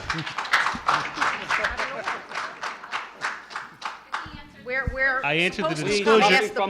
I answered the disclosure in its entirety. Get control of your I'll meeting. run to me. Get control of your meeting. Trustee Becker, so we're clear. I answered the disclosure in its complete entirety, and the day that contract was signed, I recused myself. I've always been upfront and 100% honest with that, about that. And I have a letter, from a member of the Nassau County Bar Association Ethics Committee that says he reviewed all the documents and he says there's no reason, those properties are sold, there's no reason for me to recuse myself, and I'm not going to recuse myself, and I'm going to continue to stand and fight for the people, and I'm not going to be silenced. But you're still not going to answer the disclosure. I answered this disclosure, and when the mayor answers my letter, I will then provide whatever documents that, You didn't answer the disclosure. I did. I sent a reply. In fact, it was interesting. My letter went on the internet, then it came off the website. It went on the website, came off the website. It was back and forth like a ping pong ball. It went on the website and then came off. Went on, yeah, it did. I don't know, is it still on the website? Does anybody know? Is the letter still on there? Kathy Bean?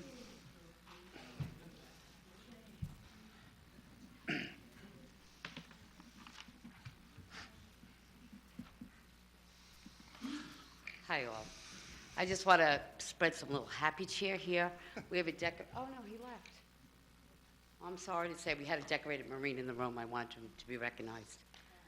All right. I'm going to talk a little bit, and it has nothing to do with the Cornerstone, but it does have to do, I've been running elections since 1982 with Mayor Glenn Spielman. I have decided when I was running who I would be running for, who I trusted.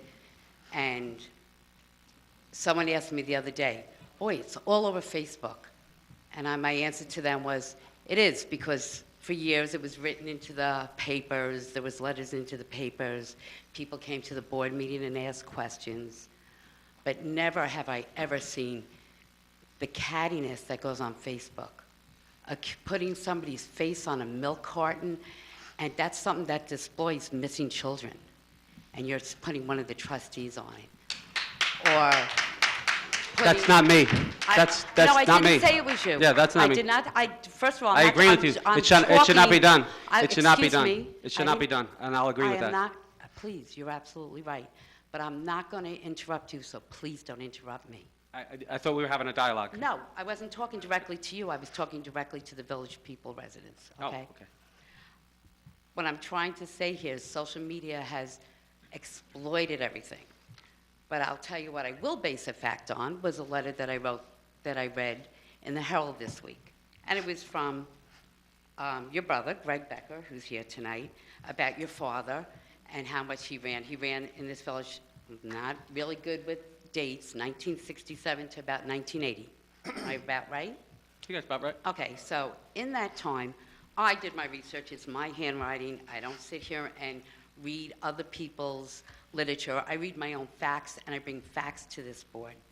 And at that time, there was a fire, just for instance, by the Pastilli building on Merrick and Hempstead Avenue.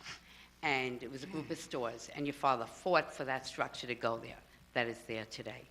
I also then decided, let me just look and see how many structures, because your father wanted to advance this village and wanted to make it a great place for us to live.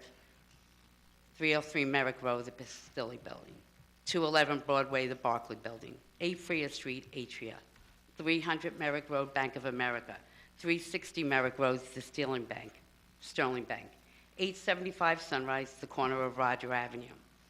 The multiple dwellings, I don't know if you remember, but I've been around Lynbrook for a long time.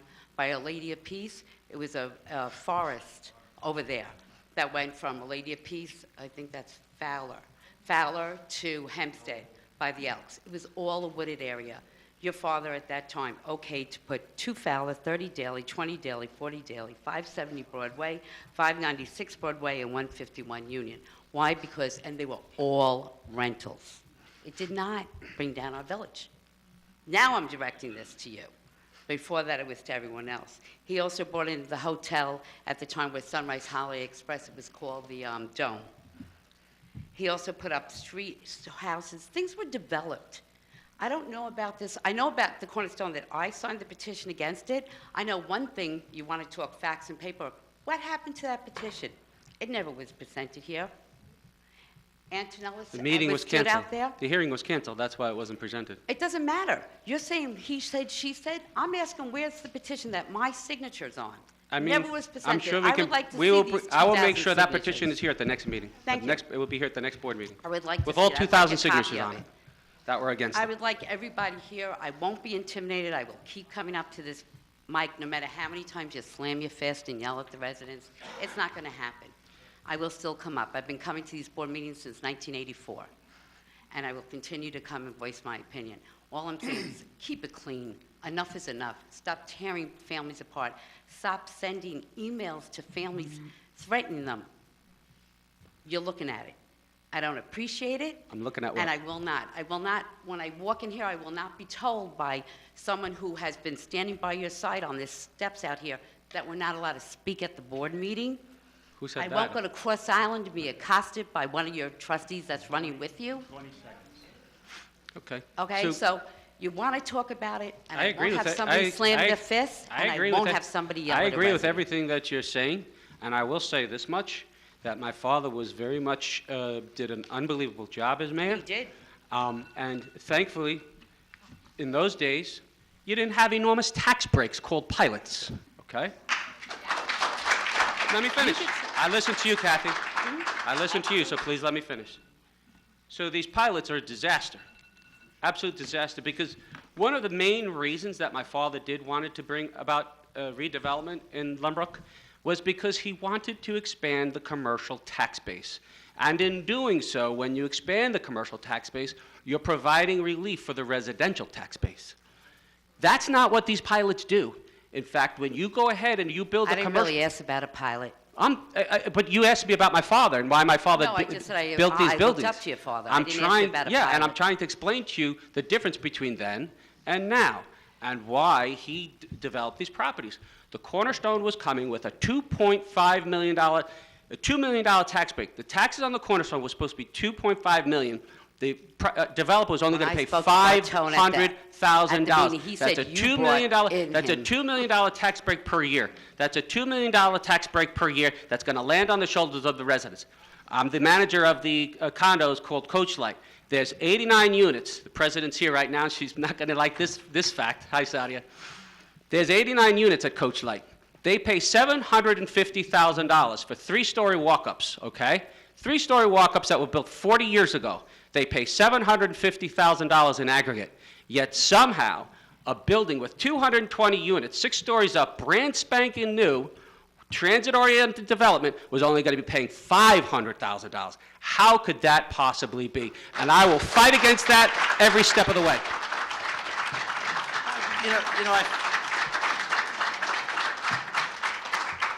I find it very funny. I know my time's up, but I just want to add this one I find it thing. very funny that, the deputy It's not funny, mayor- Mike. It's sad when the residents are asked to Excuse pick me, up I'm speaking $2 million. That's very sad when residents are asked to pick up $2 million in It's taxes. very funny that 6 pilots have put on this village since you've been on the board. You said And they absolute- created jobs. They Hillary, created please, jobs. Please let me They talk. created jobs Please, and they produced Hillary, new tax Hillary, revenues. stop your Exercise your grandstanding. mouth right now. You're grandstanding. 6 pilots have been put on this village since you've been on the board. You said nothing about each and every one of them. All of a sudden, this pilot you're against. Yeah, because it's gross. It's grotesque.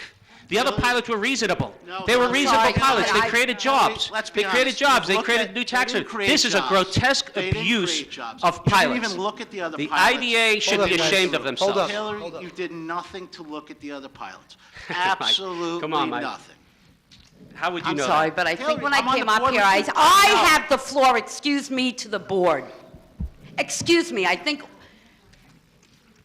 Deputy Mayor, you're being very rude by interrupting everybody. And you're talking about somebody, I have the board, you took away my minutes and my time.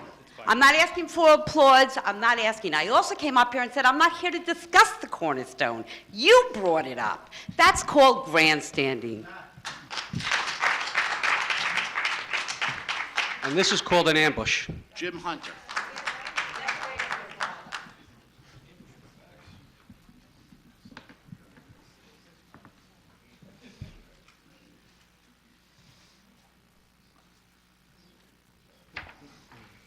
Good evening. Mr. Mayor, like everybody else recently, we received our reassessment letters regarding our taxes. So I have a couple of questions about the upcoming village budget and our taxes. First off, can I ask Mr. Giordano a question? Is that permitted? Yes. Okay. Mr. Giordano, can you tell me how much our village budget is? It's $42.2 million. Thank you. And how much would it cost the village to reduce taxes on every home in Lynbrook by 1%? Well, first, we have to consider the fact that you have to take in consideration that there are two things. One is you have automatic inflationary adjustments that are mandated by the state, such as health insurance, retirement system increases, and union wages. And also this year, we're not going to get $250,000 in state aid because the governor's new budget eliminated that. So before you could consider reducing the tax rate, with all these new items that go into the budget, that accounts for about a 3.5% to 4% increase automatically. And if you wanted to decrease the budget by 1%, you need to account for the fact that's about 5% of the budget that you need to, you need to come up with almost $2 million, $1.75 million to reduce taxes by 1%. So again, we're looking at $1.75 million for additional revenues, which means you got to quadruple the cost of parking permits and triple the cost of building permits, but that's not really practical. And you don't want to raise taxes, but you have to come up with ways to compensate for the 1.7 million. So what that equates to is reducing services. That could mean closing the library for the day, or 1 day a week, or instead of having 2 day a week garbage collection, it could come out to 1 day a week garbage collection, because that's a significant number. We're not talking about $50,000 or $75,000. We're talking about over $1.5 million. Now, in the earlier presentation, we saw the pie chart, which indicates all the various basic areas where our tax money goes for the services that the village gives to everybody. And Mr. Becker, you've indicated as part of your platform a desire to cut taxes to village residents. And we're all getting killed by property taxes overall. And I think generally that's a good thing, reducing the tax burden on our citizens. But we just 1.75, Mr. Giordano, $1 million would be like a deficit between what the projected increases would have to be and an assumption that we'd be cutting taxes by the minimum, let's say, of 1%. How would you make up that cut specifically? When we look at that pie chart, when we look at all the items that are on that pie chart, the services that are provided by this village to its citizens? It's an excellent question. I really appreciate that. So the key to getting tax cuts to the residents without raiding your reserve is to create new revenue sources, new revenue streams. And I have several ideas that will do that. One idea in particular, I brought it to the attention of Mayor Bill, may his soul rest in heaven, and I also brought it to the attention of Mayor Beach, that in Rockville Center and Freeport, they've implemented a system that's generating several $1 million a year in each village by utilizing this system. It's called the license plate reader system. And what they did effectively in Freeport, they've created a what would you call, a ring around Freeport. And they're, in fact, sadly, one of my friends, his car was impounded today. I got to tell you that one of the worst things that I could possibly think of is having to worry about whether I'm going to get a ticket for anything in the village. Yeah, so if you were let me going to finish. cut taxes, let me finish. Would you lay off police officers? Let me finish. If I could finish? Well, would you lay off police Absolutely officers? not. Would you cut Not in a million emergency years. funds to the Not in fire a million years. department? In fact, Freeport added 20 police officers. With the revenues they generated, Freeport went from 80 police officers to 100 police officers. I would look to add police officers. If you would let me finish, though, sir, please, let me finish. Sir, let me finish. The number of you asked me a tickets question, that sir. people are going to be paying to the village Sir. of Lynbrook? Sir, you asked me a question. If I could provide you with that answer. The answer to your question is, I went to Freeport, and I said, how the heck did you guys do this? Because I belong to a group called the Nassau County Village Officials Association. They have something that's called an executive committee. I attend all those meetings with them, and the information that I get from those meetings, I bring back to the village. It saves our village a lot of money, and sometimes makes our village a lot of money. This would not be a system targeted for traffic moving violations. This is a system that's targeted for bad people, people that might have gun offenses, gun crimes. You're going to find that out by looking at what their license plate is? You're going to figure, the police now are going to have to If you stop let me people finish it. based on what they're going to do? It's I'm working sorry, greatly in Freeport, sir. I have a feeling we're going to find Sir. ourselves in the same place we are. Sir, it's working greatly where in Freeport. we're going to be cutting services when we Not, don't want to be cutting not even services. close. It'll never happen. Not under my watch. It'll never happen because I'll be generating new revenues by using systems. If you let me finish, can I finish, sir? Would you allow me to finish? I haven't said anything. So I can finish. So, in Freeport, and I learned about this from the Nassau County Village Officials Association by attending all those meetings. And I went to Freeport and I said, gee whiz, how did you do this? And he said, the mayor of Freeport said, they put up a ring. And now Freeport's got a little bit of an advantage over us because they have their own electric department. And so they used their men to put up the license plate readers, and they used their electric. So it's going to be a little bit trickier for us. However, we spent months working with Freeport because they offered very nicely to put together a report for us. And they worked closely with John Giordano, the engineers did, and the key was to find out the locations where these license plate readers would be located. Mr. Becker, let me just I'm not finished, explain sir. to you why I needed to. I I knew have that a was a danger. concern I knew with I was. what you have I to knew say. I was. I knew I was running into Mr. the danger Becker, zone. you were the real estate agent on those properties, and you had an interest that goes beyond what the interest is of being on this board. And we're here having this battle royale in the village of Lynbrook because there's an appearance, because of that relationship you had with those properties, of some kind of impropriety. It's an appearance of it. And this is a village with a stellar record, with everybody in this village is very proud of, and the members of this board, up to recently, could all be very proud of. Unfortunately, you can't serve two masters. You can't be the real estate agent on a property listed that's going to be part of a project in the village and not have people believe that there might be some ulterior motive. And I got to tell you that while we're speaking here today and while we've been listening for the last couple of weeks and as we've been engaged in this campaign, that is what we find ourselves with. There's an appearance of impropriety. And I wonder whether or not you put your own self-interest above the interest of the village because you have an interest, you have a responsibility to your customer, your client, as a real estate agent, but you also have a sacred responsibility to the residents of Lynbrook. And that's where I have a problem, is that I do not believe that you are meeting those responsibilities to the citizens of the village of Lynbrook. Thank you. Can I answer that question? Can I reply? So, again, those properties were sold back in July, closed, done deal, sold. I have nothing to do with them anymore whatsoever.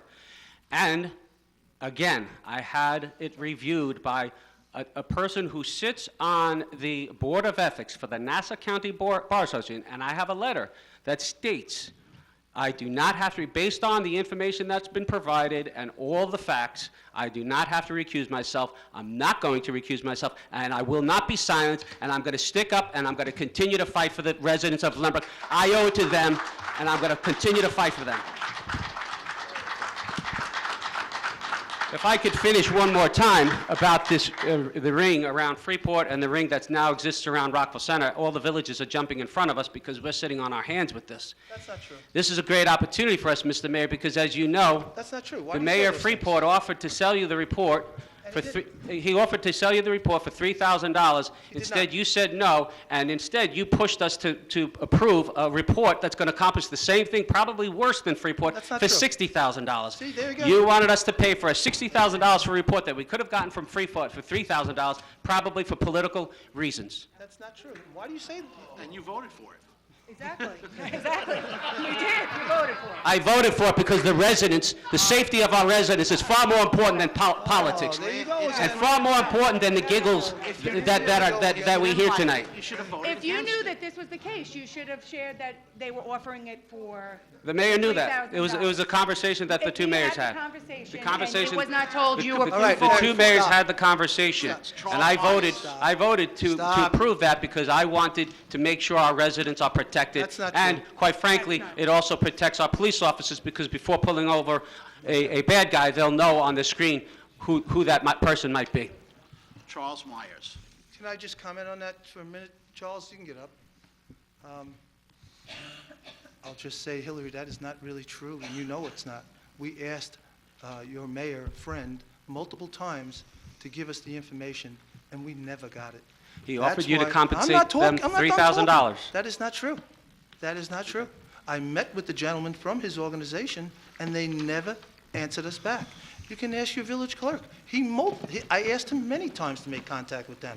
You're not telling the truth again. Mr. Mayor, fact of the matter is, Freeport has a report that we could have obtained for $3,000. Instead, we're now paying $60,000, and I did vote for that because I do want to keep my residents safe. If you knew there was a $3,000 offer, you should have shared it, because the mayor is saying there wasn't a $3,000 offer. The mayor knew all about it. Charles is there. Okay. Not true. I believe it's not true. Go ahead, Charles. Just a simple question, my wife and I challenged the reassessment, and we went with a firm, Maidenbaum, right? And we're supposed to get money back. Now, regarding the village of Lynbrook,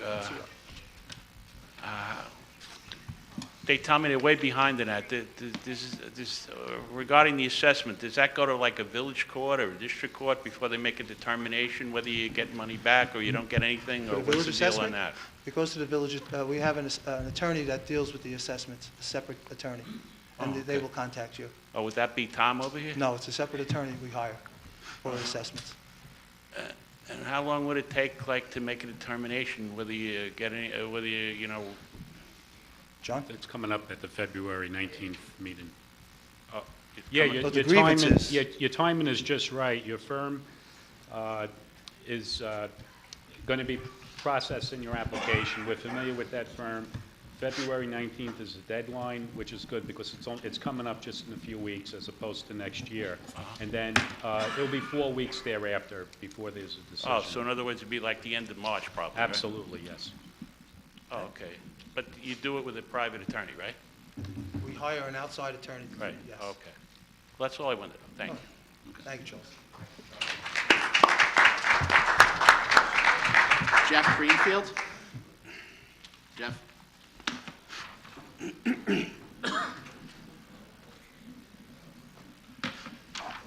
Good evening, Mayor, members of the board. When I walked, Jeff Greenfield, citizen taxpayer, NGL Realty, 112 Merrick Road. I've been coming to these meetings, Trustee Becker, since your father was mayor, and always enjoyed talking to your father. The first meeting I went to, I was having problems when I was renting at 8 Freer Street, and Billy Geyer remembers he was in the audience, probably in the late 70s after the bicentennial. I showed up with a tea bag because I felt like I was a victim of taxation without representation. Tonight, I had a feeling I was going to be challenged, but I didn't get into, I finished signing the form, I was challenged that I don't have a right to speak because I'm not a resident of the village. I brought my tax bills. I think they speak for themselves. Mayor, do I have the right to speak? Have I always been speaking here at meetings when there's been no audience? Now suddenly we have an audience. It's fine by me. May I continue? Of course, you probably Okay. enjoy your audience. So let me begin by thanking you for your fiscal presentation. It's important to the taxpayers of the village to know where we stand. There's one thing omitted. We're getting so much from the county back and forth on the assessment. I think you should make it clear to everyone that the Village of Lynbrook has their own assessment department, and you do your own assessment, which is probably, the assessment role is probably more reliable than what we have going on in Nassau County. So I think you should make that abundantly clear. I have more confidence in the fiscal stewardship from this village than I have elsewhere. I also was coming down here to thank and praise Robbie Cribben for taking charge of the situation that Verizon, a public utility, embarrassingly was destroying the neighborhood, the residential neighborhood, but it also affected myself and other neighbors on Merrick Road with respect to the electric. We also would like to be informed as to how to make a claim against Verizon, because PSE&G says it's not them. But it's Verizon that's proven that it was their discharge of the electric currents incorrectly. So, John, please include us and my neighbors on Merrick Road. I missed the last few meetings. I'm sorry. I watched them on TV. I'm a nice Jewish boy. I went to Florida to make sure my mother was all right after a few stays in the hospital. And there was a lot of misinformation and disinformation, and I want to clarify a few things. First thing I heard months ago, that the movie theater delay was caused by a union situation. Everyone on this board knows, and I was involved in trying to resolve it, there was a delay by the Nassau County Fire Marshal's office. Well-meaning, but with Nassau County Fire Marshal, they're allowed to have a mulligan. In golf, a mulligan is a do-over. So they seal the plans, they approve the plans, and then they have to do it over. And that caused a lot of the delay. I told 3 county executives that we need a kinder and gentler fire marshal as they do their job and make sure that the buildings are in good, up to code. Next, I listened to the hearing on notification. With respect to notification, I have a suggestion for the mayor, the board, and of a process to adopt, because Mr. Martinez's process of sending certified letters to everyone is a big expense to the village, my taxpayer money. He doesn't have any skin in the game with taxpayer money. And since Richie retired as my mailman, I have a lot of trouble delivering the mail and to receive the mail. To think if the mail John, had to stop at every person in this village to sign for return receipt, it's not practical, as well as expensive. The town of Hempstead and the town of North Hempstead has a very good notification system in addition to the legalese. 20 seconds. If you're a commercial development, you have to put up a sign, the size of a billboard or campaign sign. You have to put up a lawn sign if it's a residential. I think you should adopt that. Last thing, Trustee Becker. A lot of stuff on the internet, a lot of misinformation, disinformation. So I brought for you and for the village attorney. I recused myself at the Nassau County Planning Commission because I knew I was going to speak as a vice president of the chamber and a commercial taxpayer. My father gave me a good moral compass. I know your father, and I think you should have recused yourself too. I disagree. Okay. So if I could just reply. Mr. Mayor. With respect to the delays, Jeff, I believe that you have it a little bit different. What I believe some of the residents were saying about the delays, not so much about the Nassau County Fire Marshal, but there's several residents who have voiced concerns to me over and over again about the fact that... Jeff, your 5 minutes are up. We're done. Oh. We're done. No, he's done. The fact of the matter is that the residents, we have many union members in our village, and their concern and they were upset that the project took so long because their point of view, and I agree with them, that the job was not built union. And I believe that they're correct, that if the job had been built union, it would have been done better and faster and on time. Lastly, if I could just say one last thing. And again, I think it's funny you didn't mention that at all when we discussed the project. Numerous meetings, numerous discussions, IDA hearings. No mention. Mike, I didn't know, I was under the Hillary, impression, As a real Mike, estate agent, you don't know. You know, this is getting ridiculous. Mike, I was under the impression that when the movie theater was going up, they were using Union. No, That's the Hillary, impression. don't even I start didn't with realize that they That weren't is using so Union until the big completely rat false. showed up out It's front. not even That's when it came to my attention that they weren't using Union. believe that But was I would done also in like to very just beginning. comment on, I would also like to just comment on Mr. Greenfield's comment about systems and whatnot, about notifying residents. And again, when we're talking about parking garages, when we're talking about, Mr. Mayor, would you please get control of the meeting? I don't think you should. We have to throw you out. Hey, please. There you go. There you go. There you have it. So, when you're talking about parking garages, when you're talking about 6, 7, because it's actually a 7-story building, 7-story apartment complex, What's 7-story now? Cornerstone. Oh, When you're talking about 220 units, 70 feet up in the air, 240 now. oh, it's 240. it is 220 units at 70 feet up in the air. That's what, 220? that's 220 units. Never heard that unit. I've Never heard 220 that- units. Never heard that number. 220 units. Nope. I It's mean, not true. to the best of my knowledge, the information that I was given, Just showed the, you. the project was 220 units. That's Project where, was that's canceled. what I read. That's what I read. The canceled. hearing was canceled. The Canceled. hearing was canceled. And as the attorney that night, the attorney pointed out that night that the developer, Mr. Bartone, has no intentions of pulling his application. His application still sits with the Lynbrook Buildings Department. And the attorney made that clear that night. This board when we voted on will that. reject it. When? We were given 3 opportunities to reject it, and we did not do it. Steve So, Ligori? if I could just finish about the comment with respect to notification. When you're talking about an apartment complex of that magnitude, 6 stories, when you're talking about a parking garage, 400 spaces, 4 stories up, and the enormous taxes that parking garage is going to Keeps changing. generate on the burden of our taxpayers. Now the parking garage is causing taxes? Absolutely. Insurance premiums, maintenance, security. Are you kidding me? Absolutely. The $50,000 that we would have gotten from Cornerstone would not have even covered the insurance premiums. That's what it was. It was $450s going to the schools, and $50,000 was coming to the village. So that would not have even covered. That would not have even covered the insurance premiums, let alone the security, the cameras, the physical security, the technology, and the maintenance. Well, you pretty much got this whole thing built.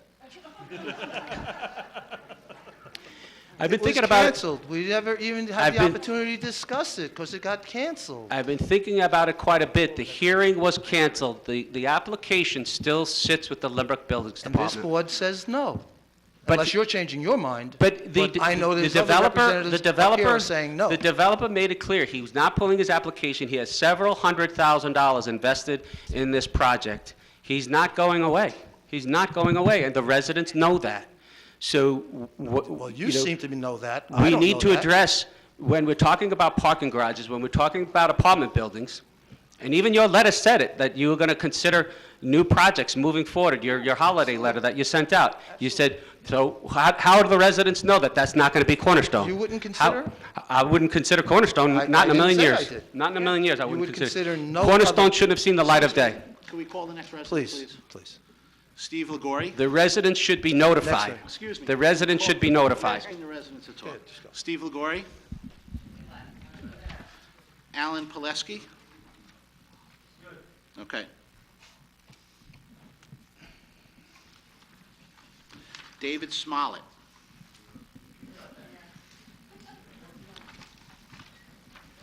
William Geyer?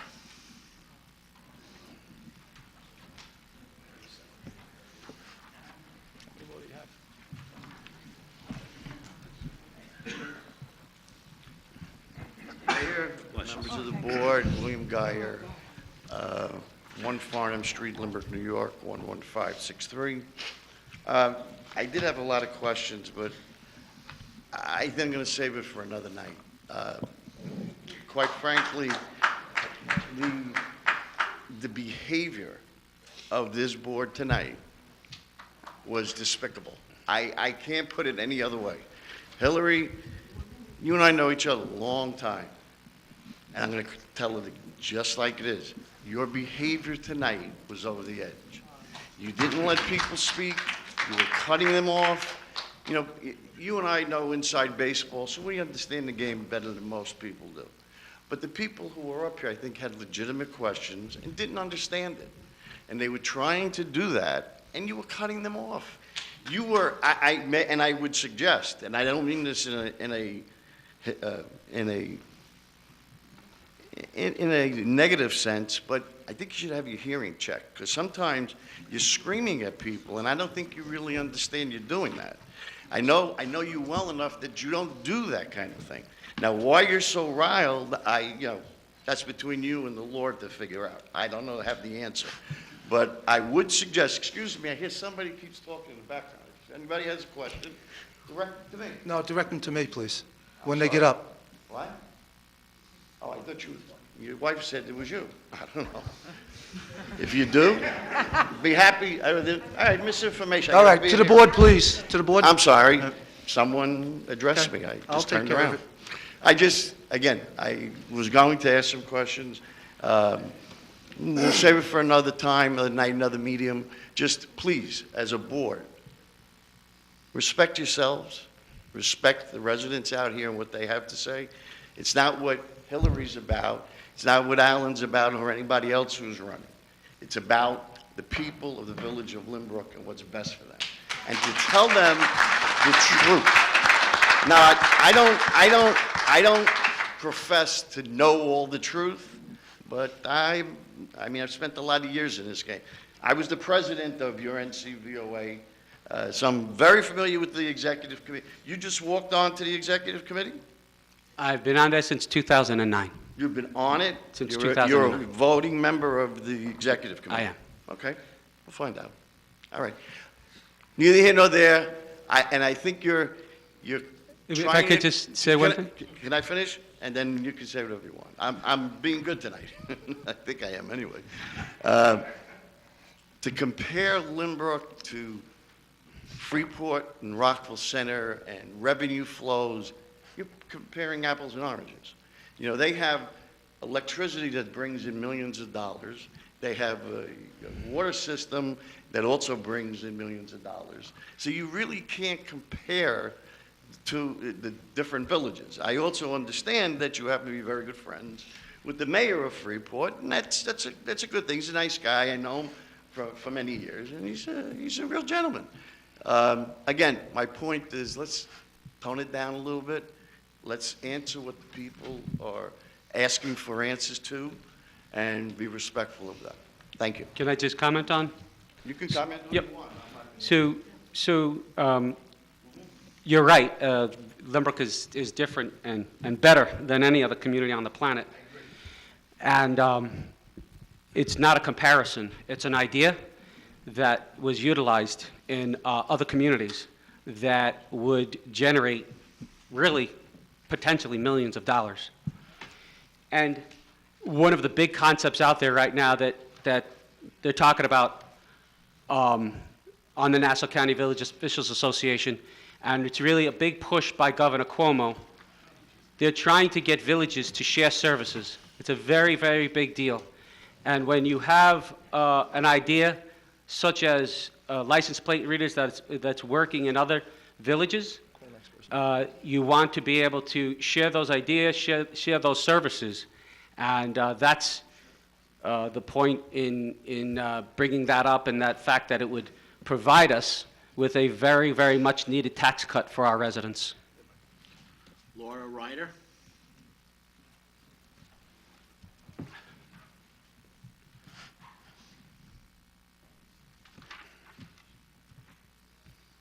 Good evening. Laura Ryder, Pearsall Avenue, Lynbrook.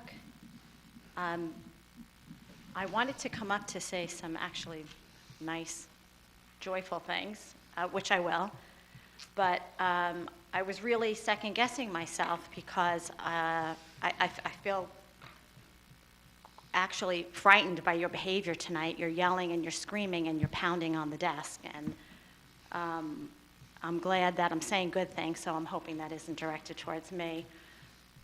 I think that the lack of civility here this evening is very unbecoming of an elected official. Just my thoughts.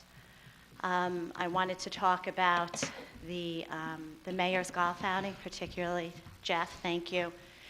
The mayor's golf outing has been the #1 supporter of the Lynbrook Community Chest, which they have been our biggest donators, have given us the most amount of funds over the years, and for that I say thank you to you and to Steve and to all of the chamber members. Because of their hard work and their dedication to Lynbrook, we are able in turn to utilize those funds and to help very, very needy residents within our community.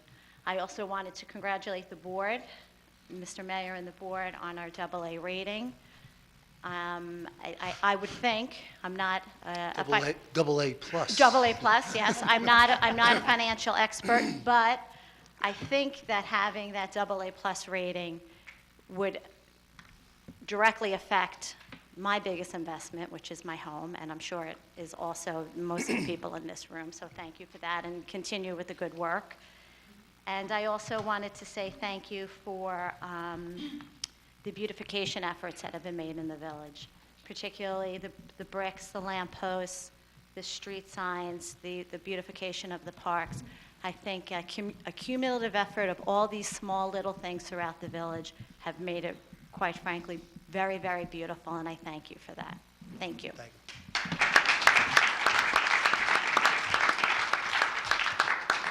Stephanie Goldberg.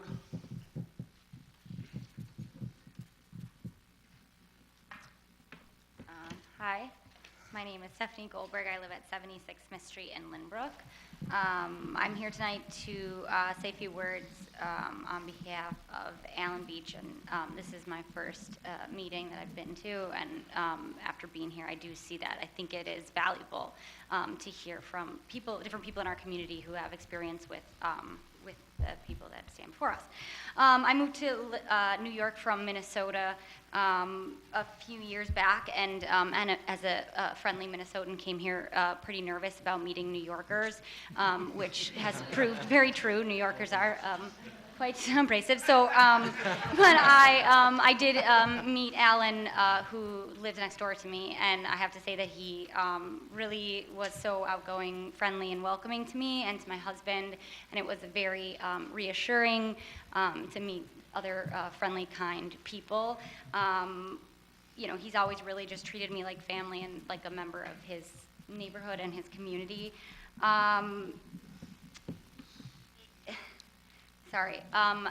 In getting to know Alan and in Rena and his family, I've just gotten to know them as just extremely trustworthy people, very hardworking people, people that you can really rely on. They're always there for the people that are in our community.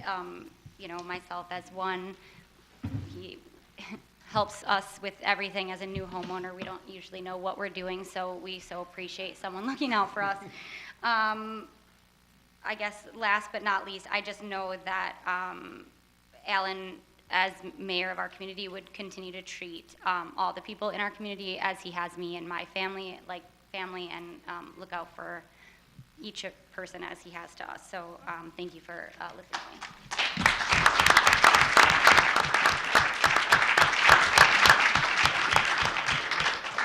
Karen Gordon. If I just may say, Stephanie's actually, Michael's grandfather, her husband, was a Lynbrook resident since 1956, and he passed away a couple of years ago. But he was a man, such a gentleman, and Dan Goldberg taught me so many things, to be respectful of other people, and that's what Dan Goldberg gave to this village. He was a wonderful, wonderful gentleman. And I thank you for living next door to me in his house. That was very nice of you to come. Thank you. Good evening. My husband Jerry and I are lifelong village residents of Lynbrook. We chose to raise our family here, primarily because, above all else, we value a safe community. where there are activities and opportunities for families to grow and play and be together. We're here tonight to support you, Mr. Mayor. By your actions, you have consistently demonstrated that you value and support activities for families and safety for our community.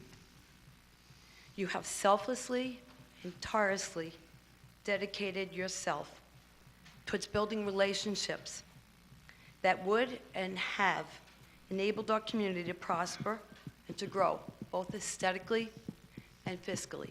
And I wrote this before I saw that presentation.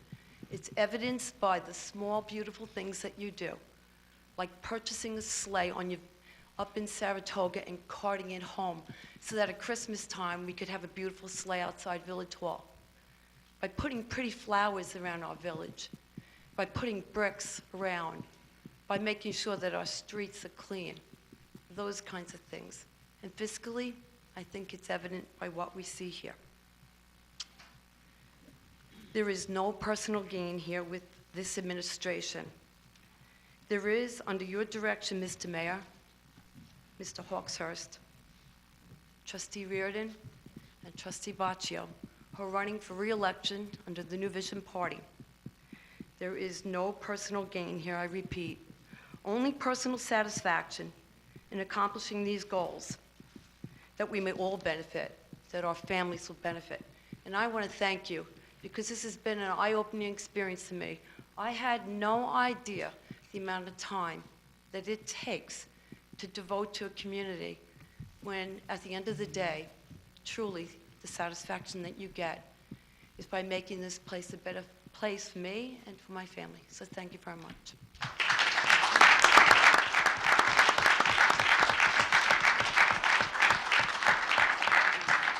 Stephen Schmidt. Left. I think he left. Tony Holder.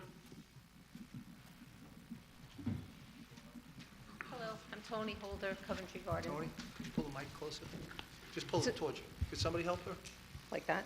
Well, I don't need to try it. Just So I just have two questions. One, I was wondering if the committee, that you had formed, Yes. if those meetings are open, as far as can people go to the meeting, even if you're not allowed to speak, just to hear the type of topics and things that are spoken about? I think a committee of 12. I don't go there myself. Okay. I believe it's a closed unit of 12. I don't think anyone else goes there. Honestly, I went to the first meeting. The second meeting, I was there for 10 minutes and left.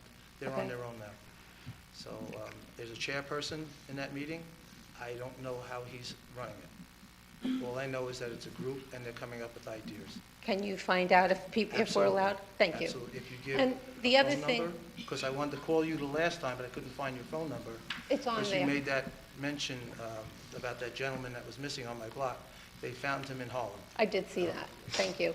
The other thing was about filling out those forms. I don't mind to fill out a form, but I do know that most of the time when I've been at meetings, things come up that I want to then comment on. So I sort of felt that if I didn't fill out the form, then I didn't have a chance to be able to comment to something. So that's my just one comment for that is, I've never really seen people come with written out things unless there was something very specific going on before these last few weeks. So I understand why you want that. Yes. But with You that also being never- said, I'm sorry, go ahead. with that being said, I think that sometimes you do come up with a thought, like what happened last week. I felt like I needed special permission to speak. Okay. Then why don't we just come in and sign the form, and you can always say, I refuse, or I don't need to. That's what I said tonight, but then everybody who comes here needs to know that they need to fill out a Sign it. form in the Okay. event that that happens. That's fine. Okay. Yes. All right, thank you. Thank you. You're welcome. Mike Silverstein.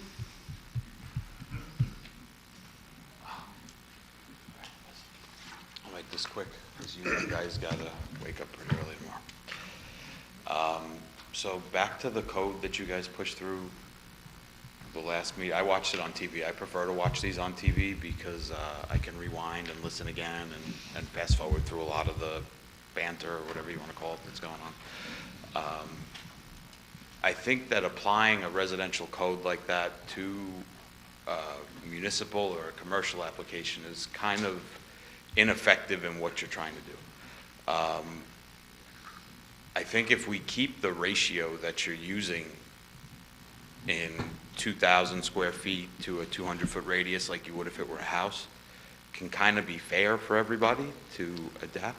Okay, the 2,000 foot, or square foot, that wasn't even, that was a little extra that was, you know, I'll let the attorney put that in there because that wasn't really even going to be in there, but the attorney thought it would be wise to do that because considering municipal property. See, there was never a code for municipal property, and it was only because the resident was not notified being across the street from a parking lot or from any other, could be a village park, that something could be done with it, they wouldn't be notified. And it was only done to be able to notify the people within that area. Now, the 2,500 square, 2,000 square foot, Tom, you can, your theory behind Sure. that? The 2,000 square foot threshold that's in the statute was put in there in consultation with the building department. Now, the example I used at the last meeting was if the rec department puts up the gazebo, that's going to be 400 square feet or what have you, or a smaller structure like that. Brian Stanton and I, we went back and forth on numbers, and we came up with that 2,000. We thought that was a good number to have, that the village can do anything below that to accommodate its needs. And then larger structures of 2,000, which is a pretty low number, it's a house or more, they would have to send out the notification. So I agree. I just feel that like with the last project proposed was 56,000 square feet. Sure. It's considerably larger, and to keep in the same relativity, I think would be responsible in trying to keep transparent and notify your residents. Agree?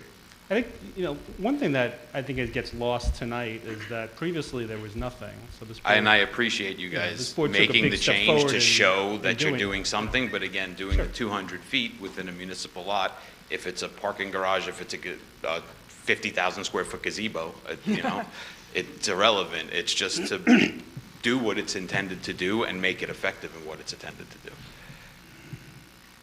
Agree? Are we going to open this back up for a discussion, a debate? Are we just going to? I'll make that motion. You know, I mean, I think it's okay to open it up to, because like a minimum wage, right? You don't have to pay the minimum wage. You can pay higher than that minimum wage. So we can make this relative to work for most applications in keeping to the same. Mr. Silverstein, most respectfully to you, I think this board has discussed parking structures, et cetera. I'm not ad nauseam trying to tonight. make it. However, to put that on, it would be for the board determination if they wanted to amend that law. So at as some- a resident, at I'm some requesting future date. that Sure. that gets opened up, and what I'm saying And to let me keep it explain, relative how is- the process works. For them to do that, you would have to have a notice of public hearing. So that wouldn't be tonight because it would be a formal notice underneath the statute. And then that notice of public hearing would give a date for that discussion. So it would be, Can we start that procedure? and that's. I think I'm going to wait for the committee to come back with their responses. Committee, meaning you guys or? No, committee? I established a committee to give us ways how people can be notified about activities in the village. Okay, so will that committee take this under consideration if any of you Sure. are in this room? Yeah. Well, if they're not here, I don't know. I mean, like, how do I let them know? That's what, how well, do we start they're this probably process and watching get the this ball rolling? meeting. I'm sure they are. So, okay, and I'm heard. We're going to start this ball rolling, maybe make it a little more. Michael, would you like to comment? Because the chairperson is here. I'll step aside, yeah.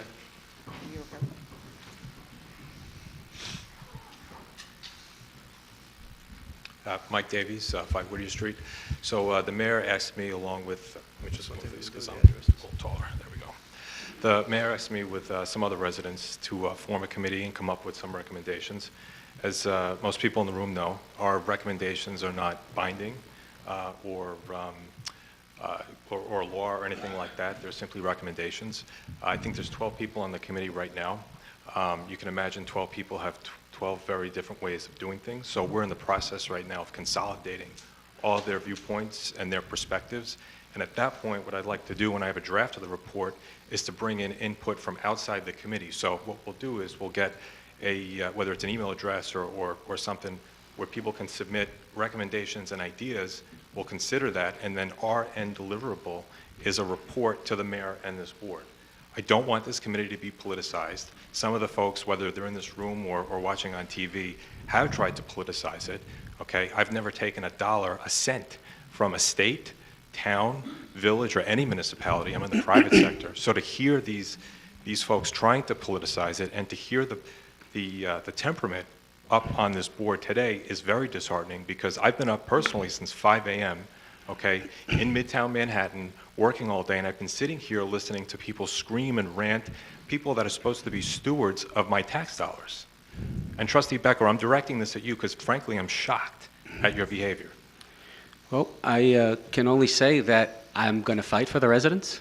I'm going to continue to fight for the residents. And okay, the what I would say to Mike, that, if I could ask you a question. What is the mission statement for this group of 12 people? What is our mission statement is to provide a set of documented recommendations for you, this board, and this mayor. I'm a little cranky right now because I've had a long day. So what are right? these recommendations going to be? Are they going to be for usage? Are they going to be for communications? What exactly is this committee charged with? The mayor has asked the people on this committee to provide a set of recommendations on how to best disseminate information, right? A lot of recommendations that you probably already act on today, a lot of things that you guys probably do today, but we're going to put 12 minds together, and then we're going to take other input from other residents and provide a documented report. We're not going to come into a room ranting and raving. I want one document that we can provide to the mayor and this board. So It's the that simple. report could potentially say what we're going to do with parking lots? Is that what? I don't know why we're talking about I'm trying to find out. Let me spell it out for you, because I'm really frustrated, okay? The mission of this committee is to come up with ways to notify residents of major developments in the village. Okay. This board That's what I does a asked you. very good job of doing some of that already, and we're going to augment that with other recommendations. We're not talking about parking lots. We're not talking about apartment buildings. We're not talking about anything specific other than how to disseminate the information to the residents. It's that simple, and our scope is that narrow. And I do not want this committee politicized, because my committee members will walk away. Mike, I don't even know who's on the committee, so it's not me. I can assure you of that. I don't even know. If it is, I haven't seen it. Thank you. I presume you are on because you're Thank you. speaking tonight. Thank you. Thank you. Real quick also, in regards to the union. You got to talk louder. In please. regards to the union talk about speed and talent that comes with it, it also, the city just published a report I saw where 93% of your deaths occurred on non-union jobs. And in the city, oh, that ate into my 4 minutes? No, I didn't. Oh. He stopped it, I saw. So 93% of your deaths, and that's deaths, not injuries, I would imagine them to be similar, occur on non-union jobs. This past year alone, I believe you had 17 deaths in New York City. So that's a pretty tremendous statistic. I also noticed you're wearing a little green pin over there. That green pin stands. I heard enough. All right. Look, I try and be positive here. I'm trying to stay neutral. Everybody's acting a little insane, okay? This is a board. I feel like you guys are all supposed to represent us and come to agreements, not kind of argue with each other. I'm tired. I got to wake up in a few hours. Okay. I don't know. I lost my train of thought, guys. Thank you. The list, thank you. Thank you. The green pin, right. So the green pin supports union labor. You guys could look it up online. It's a hashtag called Count Me In. We're trying to get some union work back because it also provides a life for a lot of people. It's how I make my living. We're trained through apprenticeship programs. Many of you have 4-year degrees. My 4-year degree is learning my craft. I'm a high-rise surveyor. People give me a little line on the floor, and they tell me to extend it up 1,000 feet in the air. So, you know, it's a time. I'll see you next time. I'm tired, guys. Thank you.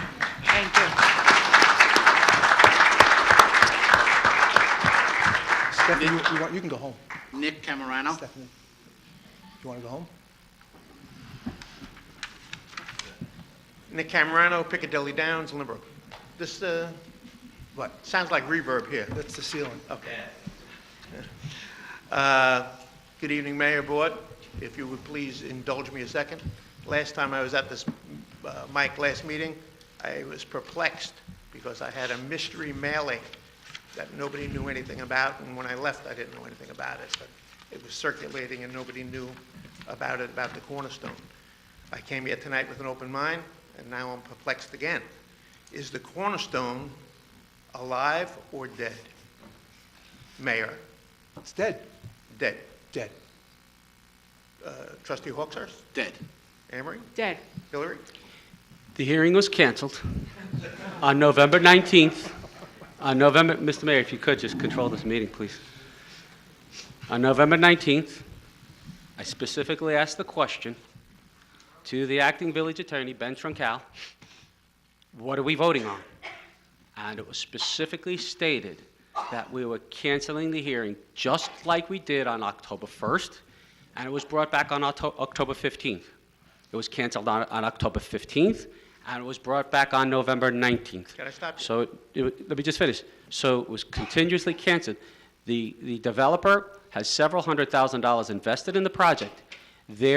His website is up and running. He hasn't pulled down any of his Facebook pages, any of his social media. He's continuing to solicit interest in this property, and the application still sits with the buildings department, so there's a legal component to this. You just can't sit up here and say dead, Okay. because there's a legal component to this. I So gotta the stop you hearing there, was, 'cause I the gotta stop hearing you was there, 'cause- canceled, and the question is, when will it come back? Okay. On the idea that it's still alive, okay? Trustee Baccio, will you vote for it the way it is? The Cornerstone project, as proposed, I will not. Trustee Becker? Of course not. Mayor Beach? Of course not. Trustee Hawkshurst? No. Trustee Reed? No. So, in all essence, it's dead unless it's modified. And any project can come before the board with modifications for smaller, as your father had, and he thought it was wise to bring in revenue to the village rather than do the tax base. Yeah, and this will not, even if you that- reduce it, even if you reduce the size, you mentioned it, so if I Any could just. project can I- would be can I in reply? reduced size. Can I reply? Nobody can answer me. Can I that reply? No, bear with me a second. Nobody can answer me that they'll vote for it unless they see it. Right, but it's a valid question. If the project gets reduced, okay, and is re-presented to this board, you have two problems. One, you still have a no-bid contract. It was never put out to bid. It needs to be put out to bid. Two, that let me project. finish, We're let me talking about finish, a new let me project. finish, please. I listened to you, please just listen to me. You have the no-bid contracts should be put out to bid. That's probably not going to happen because I think he's got legal ramifications against the village. Two, you have a pilot, okay? So as the project goes down, so does the pilot go down. You also have a purchase price, which I don't know if anybody knows what that is, but whenever it comes about, when we do find out what that purchase price is, that money's going to go down, and now to build the parking garage is going to be less. So that the shortfall to build the parking garage is going to come from the residents. Long and the short of it, though, it's going to be a different project than the Cornerstone project. It's still going to be a bad project. You don't know that because you haven't seen it. Well, I know it's not going to go out to bid, so that makes it bad right off the foot, or right off the foot. Two, it's going to have a huge pilot attached to it. We know that's going to happen, and it's going to be bad for our schools, and bad for our teachers, and bad for our taxes are going to go up. We're talking And at the end about of the a day, future project that you can't say all those things about because... well, it's it not has- going to get bigger, right? We know it's not going to get bigger. No, it's going to get smaller. It's going to get smaller. So as the smallest goes down, then we're going to be faced with not getting the revenues that we need, the purchase price to build the parking garage. And that shortfall is going to be made up by the residents. Bottom line, though, without the boilerplate of what you're saying, is that it's going to be another project, it's going to have to be presented, and the board's going to have to vote on it as is in the best interest of the village. That being said, I would hope, as the residents would back me on that the board is more the same than different in looking out for the best interest of the village. Right. So, Correct? Right. So as if this comes back, and it will come back, it's going to be represented in some other fashion. How many units? I don't know. 220, 200? And it's anybody's guess. Anybody's guess. 6 stories, 5 stories, it's anybody's guess. And But it'll we- have to be based on the merit But we of its do own. know, first off and foremost, that it was never put out to bid. In other words, No, I don't know that. yeah, that's the truth. No, there were no other bids solicited for this project. So without other bids, how do we know the village is getting its best deal possible? All I'm saying is, what I said before, I would hope that the village is more the same in their intent, to what's in the best interest of the village, as far as approving a future project for revenue than different. But the only thing I would find with that, relative to this issue though, Hillary, is that we're talking about something that's been in the past, but on your placards and stuff, it's like it's still there, happening. It is still there. This project. It's there. This project. It's sitting in. Some project is It's sooner or sitting later in the gonna buildings come. department. Listen. The application, and the builder even said, the builder said multiple times, I have not changed my application. Listen, I don't want to So his application still sits in the buildings department as it stands. filibustering. I know you want to hear something that's else. coming to mind. Perhaps you I want to said hear what I some. had said. Thank you. Perhaps and you I'm want to hear done. something else, My but the time's fact of the matter is, the application still stands. Myra Mirabal.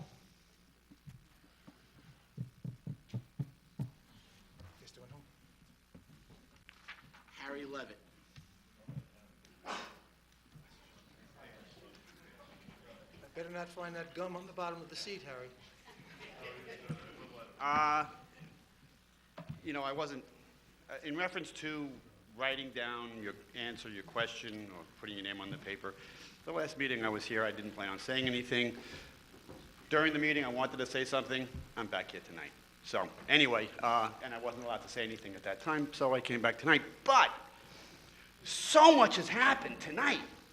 It's incredible. But, and my name has come up, and just a couple of things. A, it was the Lynbrook Chamber of Commerce, when Jeff and I, when I was the president, we were the ones that went after the movie theater and said, hey guys, why don't you come down to this village? It was then we were starting our business improvement district. So we kind of enticed them to come down. Now, I know that an email was mentioned that I had with John in response to a parking structure. Now, just so you'll know, going way back to Gene Scarpato, when we were planning the business improvement district, we had discussed the possibility of doing some sort of a parking structure. In fact, certain things that I've seen on the postings, what has the chamber done? But I'm glad the chief is here, because when we were doing planning stages with the business improvement district, we actually looked into making Atlantic Avenue a two-way street, at which point we couldn't, because A, we couldn't afford to give up the parking, and the street was too narrow, and in order to do it, we would have had to give up parking on one side of the street. During this time, a supermarket, a small supermarket, was looking to go into the old Woolworths building. And one of the things that was brought out during the meeting was no parking and a one-way street. And that Atlantic Avenue will always have a difficult time attracting businesses because we are a one-way street. Me, myself, my brother, our business, a couple of other businesses are only the last bastions left for the past 70 years. Just a few of us. And nothing really significant has come along. Now, even when Mayor Scarpato was here and we were talking about doing things, and we actually went to Glen Cove, I believe there's a parking structure there that looks like an apartment building, and it happens to be a pretty good revenue producer for the village. But so when when I sent that email to John, it was just, I had discussions like that with Mayor Scarpato, with Bill Hendrick, and I even brought it up to Alan. And all I was doing was maybe looking into the possibility, if it would work with the village, and it could work with forming another business improvement district, which we taxed ourselves and created a taxing district so the village was able to go out and get grants. When you see all this beautification happening around the village, the start of it was from the Lynbrook Chamber of Commerce. And I got to give, Greg, you were the one that helped us get a grant to get this thing started. So, I mean, this whole goes way back, so I know all the players here, and I've been through it all, and I've listened to it all, and I'm watching all this thing, but my question to everybody sitting here, how many are in retail?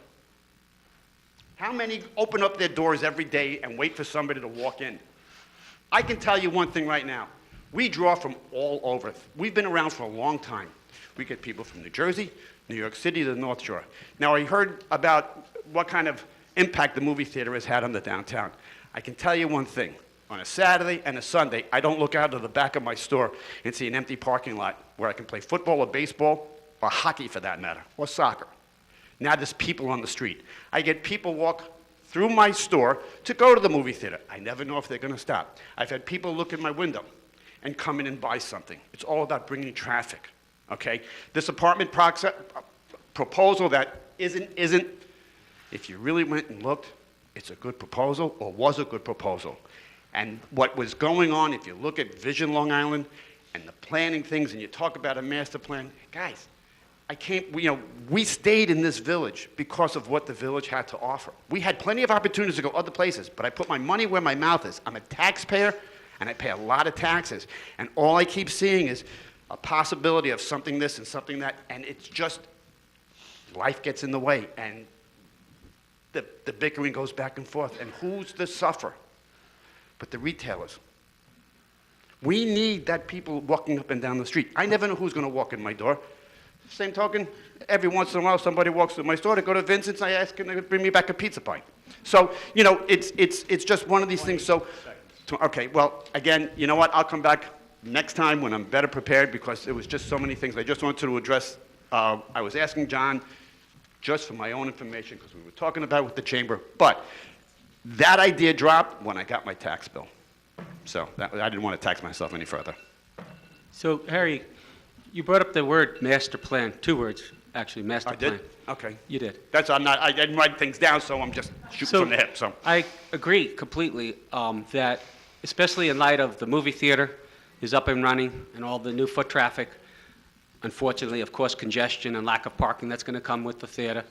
But the lack of parking has been there forever. Well, it's been there for a we long could time. It debate didn't that, just but happen because of the theater. It's been there for a long time. we could debate that, but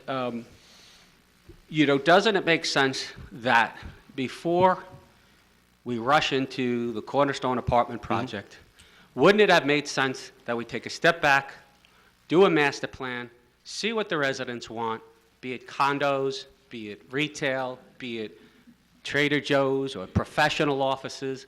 Wouldn't that have made sense instead of just rushing into, and it wasn't just Cornerstone, there was the apartment project at the Feather Factory. There were multiple and then there was, of course, Mill Creek down there by Hotskates. These apartment And there was another project that had nothing to do with the Feather Factory that wanted to put an apartment building, I believe it was called, or condos with the possibility of stores on the bottom, and they were going to increase parking because they would have had to use a part of the commuter lot that was there. And in exchange for that lot, they were going to add additional parking, which was sorely needed. Now, here's the thing. In order for, everybody's got great ideas, and I read the post. You've got wonderful ideas, and we've discussed this infinitum in the Chamber of Commerce. But in reality, some of these things just don't work. But as far as the traffic goes, I have a photo in my store, from 1939. I've bought a lot the of five clothes. corners. I've bought a lot of clothes. I hope you. Am I still Harry, welcome? Am I we've still known each welcome? other for a long time. In fact, your father. Just because I don't agree with this project, Harry, doesn't That's mean I okay. can't shop in But your store. Your father had Especially given when me there's some the of the sales, inspiration. I 50% used off. to talk to your father, and he used to tell me all the things and everything that he did. So, it's not that I'm not. Hey, my I'm not father's going hat to- is sitting on a shelf in Thank you, Harry. Angelina's. Harry, Okay. thank you. All right, thank you so much, I But appreciate just to it. finish But my- Hillary, we're allowed to debate it. That's okay. We're friends. I've known him for a long time. Okay, you're not going to raise the prices on me? I won't. I promise. I'll see you. Polly Talbot?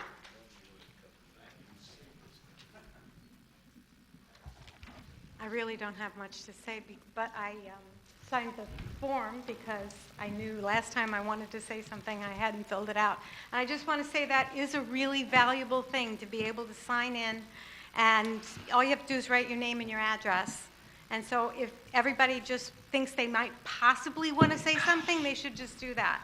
And it does create more order. Over these last 20 years that I've been looking at these meetings, it's been total chaos. Whenever there's a project that comes about, there's a group of naysayers that just want to get up here and scream, and that's really not very productive. So I like the way you've got it organized, and I think you should keep that up. And now if I can totally change the subject. I live at 192 Tottenham, and I'm in that Yorkshire section, and I need help because we have this like weird canal, you know, that goes through the whole neighborhood. You know, everybody knows about that. Yes? It's small, and it's always really grown up with trees and everything. And I know Phil Healy helped last year. They cleaned it Mr. a Healy, little bit. where are you? I don't know if he's here. Oh, he's here. But I know they cleaned part of it, but they couldn't clean all the way back. Could you come down to the We mic, get please? terrible, terrible mosquitoes from it. A lot of us can't even sit in our backyards. Okay. And I know it's Nassau County, but we need help dealing with it. I mean, Phil did like what you could do, and Nassau County can't come and they put pellets in it or something, and it doesn't really work. My grandkids can't go in my backyard. At dusk, at night, they just get eaten alive, because they have that, like, Well, is it Nassau County or is Mediterranean it blood. village? What? Is it Nassau County or village? Well, I believe it's it's the village. village, Phil can tell you, I think because we talked about it last year, that part of it is the village, they can help clean it, but Nassau County owns that, right? Is that the way it works? To some effect. We're responsible for the flow of the water, to maintain the growth in it, but the county's the authorized agent to... They want you to get the mic closer, Phil. The county is the authorized agent to distribute the insecticide Right. in aquatics. We leave it to them as they test it on a regular basis, and if they test how many larvae might be in the water or whatever, and they apply as necessary. So we do work with them during mosquito season. How often do they come? We've been pretty good at they never really found a need to spray that much in there. They use the pellets instead. They test it on a regular basis during mosquito season. Okay. But Polly's saying she has a lot more. So maybe we can keep Well, calling them? we've had a very rainy season, you know. But The water just sits. That's what I was wondering, if you could put some kind of thing to make the water at least move, because it just sits all the time. And it's really grown up, and a lot of nasty stuff is out there. And it's really bad with the mosquitoes, and I'm not the only neighbor that says that. I mean, a lot of my neighbors have said we never go out in our backyard, which Okay. is kind of So sad. There's no water there now, though. Yeah, there's water there now. My granddaughter and I were looking at it this morning. Okay. Yeah. Could you There's go water down there, to- and it just sits. Could you go down tomorrow and look at it? Sure. And maybe Go ahead. we could adjust it? I don't know what you Cultivate could it? do. We'll Yeah, do yeah. something if So we the can. water disperse? If there's something that's blocking the flow of the water, we'll take care of it. Thank you. Yeah, I don't know if there's any, but it always is still. Right. That's the problem with it. It's Extremely- still, and that's what extremely gets flat. mosquitoes going, right? It's extremely flat. We have to dredge it every couple of years. It's gross. Yeah. It's I gross. agree. Help. Okay, thank you. All right, Polly. And actually, I want to say one more thing, is I really do hope the Cornerstone or somebody else like that comes back with a smaller project, yes, but we really need foot traffic in our village. We really do. So I covered all the bases. All right. Pat Alongi?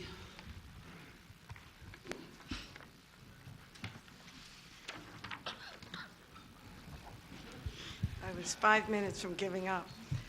My name is Pat Alongi. I live on Oakland Avenue. I'm a 47-year resident of the village. I'm an involved community member.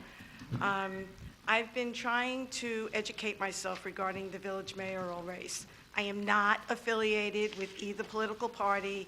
I've attended one meet and greet with one candidate, and I'm waiting to do the same with the other. I sought clarification on a social media post by Mr. Becker, and as part of the response, Antonella Tavella, who I do not know, supplied a link to the 11/19 Village Board meeting and requested that I watch it. I did so. In fact, I then watched board meetings going back to October of 2018 through January of 2018 multiple times. Other people, again, who I do not know, sent me various documents. I read them all, and I have some questions. I would like the audience not to react to any questions. I'm not asking these questions to be argumentative or anything. And I have questions for both of you. I probably am going to run out of time. I'm going to start with you, Hillary Becker. You're running on a platform that is opposed to the Cornerstone project, and you want to promote transparency. I feel you have been asked, because I've watched these village board meetings multiple times, very pertinent questions by some residents, but you weren't allowed to fully answer some of the questions. I think some of the people who have gotten up and spoke have been very eloquent, and others have been very combative. I'm not trying to be combative. I just want to be very specific. The only signed contract on the properties owned by your father on St. James and Forest Avenue was by a Mr. Mott. Correct. He was presented to you, I think, as you said at one of these meetings, as a qualified buyer by his real estate representatives. Correct. You also said then, if I am taking this right, that as a qualified buyer, you then did not have to investigate him, and therefore were not aware of the reputation as a landlord that people have read about.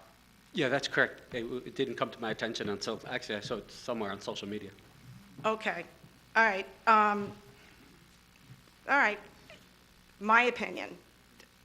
I find that hard to believe, only in that you are such an experienced realtor with such a long history with leasing and being in charge of properties, that you wouldn't take it upon yourself or someone in your company to qualify a buyer yourself. And by qualifying him, you would learn about him. So the only qualification I needed at that point was with Mr. Mott, was the fact that I knew right off the bat he owned a lot of real estate. He owns a lot of real estate at Floral Park. He owns a lot of real estate throughout the island. I knew that just, you know, in my travels. And I knew when I heard that name, if that was him, that I knew I had a really good buyer. And one of the good things about that transaction is that, and I don't know for this for a fact, but I believe it was what they call a 1031 tax-free exchange. And that means that, you know, that buyer is very, very aggressively looking to buy something, because otherwise they're going to pay enormous income taxes on the sale of another property. Okay. So it was presented to me as I knew he was a very, very qualified buyer. But you did not know anything about his did not history know of being anything a about landlord. anything other than the Okay. fact, I mean, I really didn't, all I needed to know was the fact that, I understand what you're saying, Yeah. but you did not know anything about him. Mhm. Okay. Because all of these things I've gleaned from watching these meetings. Prior to a contract with Mr. Mott, and I think these questions have to do with people having an issue with you not recusing yourself. Mhm. Okay. Prior to a contract with Mr. Mott, had you had any negotiations with Mr. Bartone of Terwilliger, I think it is in Bartone, associated with the Cornerstone project with regard to the sale of the aforementioned property? yes, the negotiations that we had really kind of froze up because I was seeking to sell 4 properties, commercial properties, end of story. There were going to be no contingencies, no subject to. In fact, even with Mr. Mott, there was not even appraisal. I didn't even want to have an appraisal being done. I just wanted a buyer who was going to come in, and if I didn't find the buyer that I was looking for, I was going to sell the properties off individually. However, Mr. Mott came in the 10th, 11th hour. Okay. But- I'm just trying to focus on this because these questions have been asked of you, and Mhm. people are kind of shouting over you as you try to answer them. Yeah. All right. So we did have negotiations, but he was looking for something to be contingent, subject to this apartment project. And quite frankly, we didn't even get to the point where it was including the village property, because I would have never, ever have gone, I'm not never talk- gone I along with don't- that. I don't want to talk about village property. I'm talking Okay. about your property, and But I think some residents would like to know that, so that's why I state that. Then give me another 10 minutes, and we can talk about it. With Mr. Bartone, did you initiate the conversation with him to see whether or not he'd be interested in purchasing your property, or did he initiate that with you? Actually, it came from the mayor. The mayor had recommended that I contact Mr. Bartone. I didn't. One of the agents in my office did contact him, and we did eventually meet with him, and you know, that was Okay. that. You did agree on a purchase price of $2.6 million with Mr. Bartone. I think that was the price, 2.6. Okay. I believe that to be the And at price. some point, he did send a contract to you or to your associates. It might have gone to my attorney. I never looked at it, if he copied me on it. Well, I'm going to say, like, I made one statement on social media. People have been inundating me with. So, So I'm going to just ask the question. I believe if people say things outside here, that bothers me. Oh, I'm never going to get through this. Is Ellen somebody that works for you, that a contract was given to Ellen? My attorney was Ellen Savino. Okay, so then the contract then. Yeah, but by that point, we had already moved on to Mr. Mott, so we really weren't entertaining anything from Mr. Bartone. Okay, this is a question people have said. I'm just going to put it out there. Sure.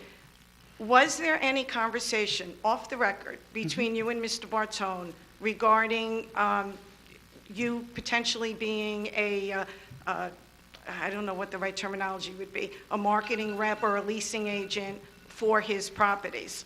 Absolutely not. Okay. Never. All right. Oh, I have like 20 more questions for both of you. Would somebody like to yield some time to the young lady? Who hasn't spoke yet? Maybe somebody can yield 4 minutes? No. It's up to you guys. I don't want to, Mike Davies, you're next. people can say yes or no. If I could just take 1 minute. That's up to you guys. I'd be happy to yield my time. I'm just going to take 1 minute.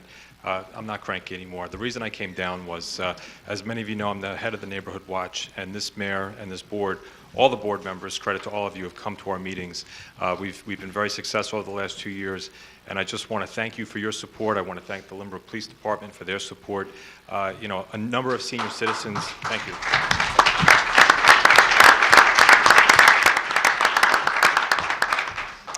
A number of senior citizens approached me at the last meeting and said, thank you so much for putting those images and that content up on the projector, because a lot of them are not on social media. So a lot of the reports we get from our residents on our social media page, the seniors are blind to that. So when they saw that and they were able to participate, they felt really good about it. It made me feel good. It made my co-chair feel good. So it's been a really great effort. So, Mr. Mayor, I just want to thank you. I want to thank the board for being supportive. And, you know, we want to make sure we keep Lynbrook in the top 25 safest communities in New York State. Thank you.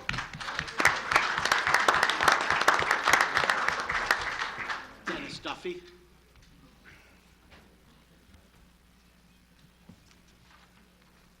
As promised, today I got my postcard about the survey for Grice Park. I also saw in the article in the Herald that improvements were going to be made at all of Lynbrook's parks. And I wondered how the strip between Sunrise Highway and the railroad and from Horton to Peninsula fits into that. Is any work going to be done there, or? Not yet, Mr. Duffy. I'm sorry. I know you want that done, although we did add another one to it between Remsen and Ocean on the south side of Peninsula. We're going to be fixing that up because it's in deplorable condition.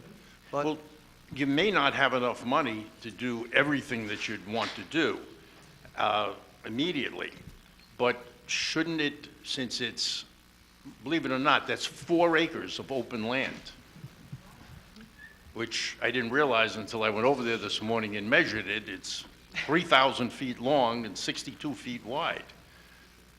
So shouldn't it be part of the overall plan? are you talking about, which area are you talking about the area I just described? Between the railroad and Sunrise Highway and Horton and Peninsula, Oh, no, the area that you and I walked a couple of years ago. Okay. No, I was describing another area. Yes. Ocean and Remsen. Now you're going back to the other area, and there is no plans to do that as of yet. Well, but we're in a planning stage. Why can't it be included in the overall plan? Yeah, Dennis, let me add, because when we developed the park improvement program with H2M over the past year or so, actually that area was the first area that we done over. If you notice, we have all brand-new park lights along the sidewalk there.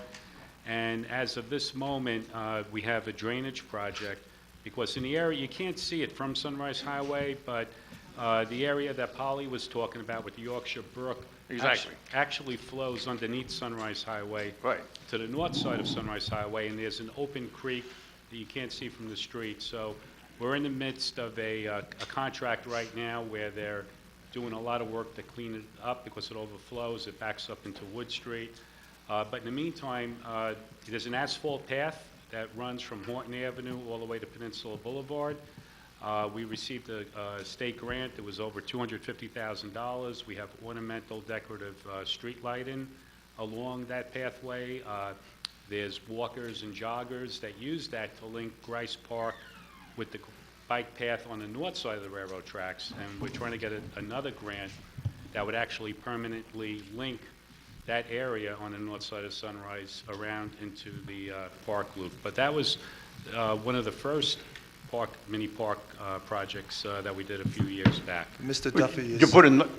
I'm sorry. Mr. Duffy is concerned about the corner of Peninsula and Sunrise, that location there, and it does need to be fixed.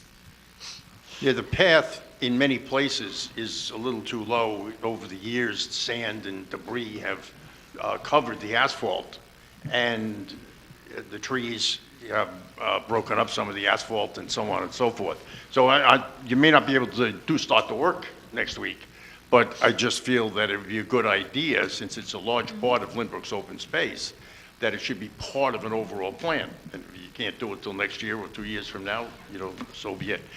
On another topic, the developer for Cornerstone asked for an 80% reduction in his initial taxes. Now, would that have to be approved by the Town of Hempstead IDA, Nassau County IDA, both, or either one? How does that work? Yes, Dennis, let me answer that. Coincidentally, I received a similar phone call today and a couple of months ago also from a local business about these so-called tax breaks. And I do want to make it crystal clear, the village has never given a tax break to any commercial business coming into the village, nor is the village authorized under state law to do so.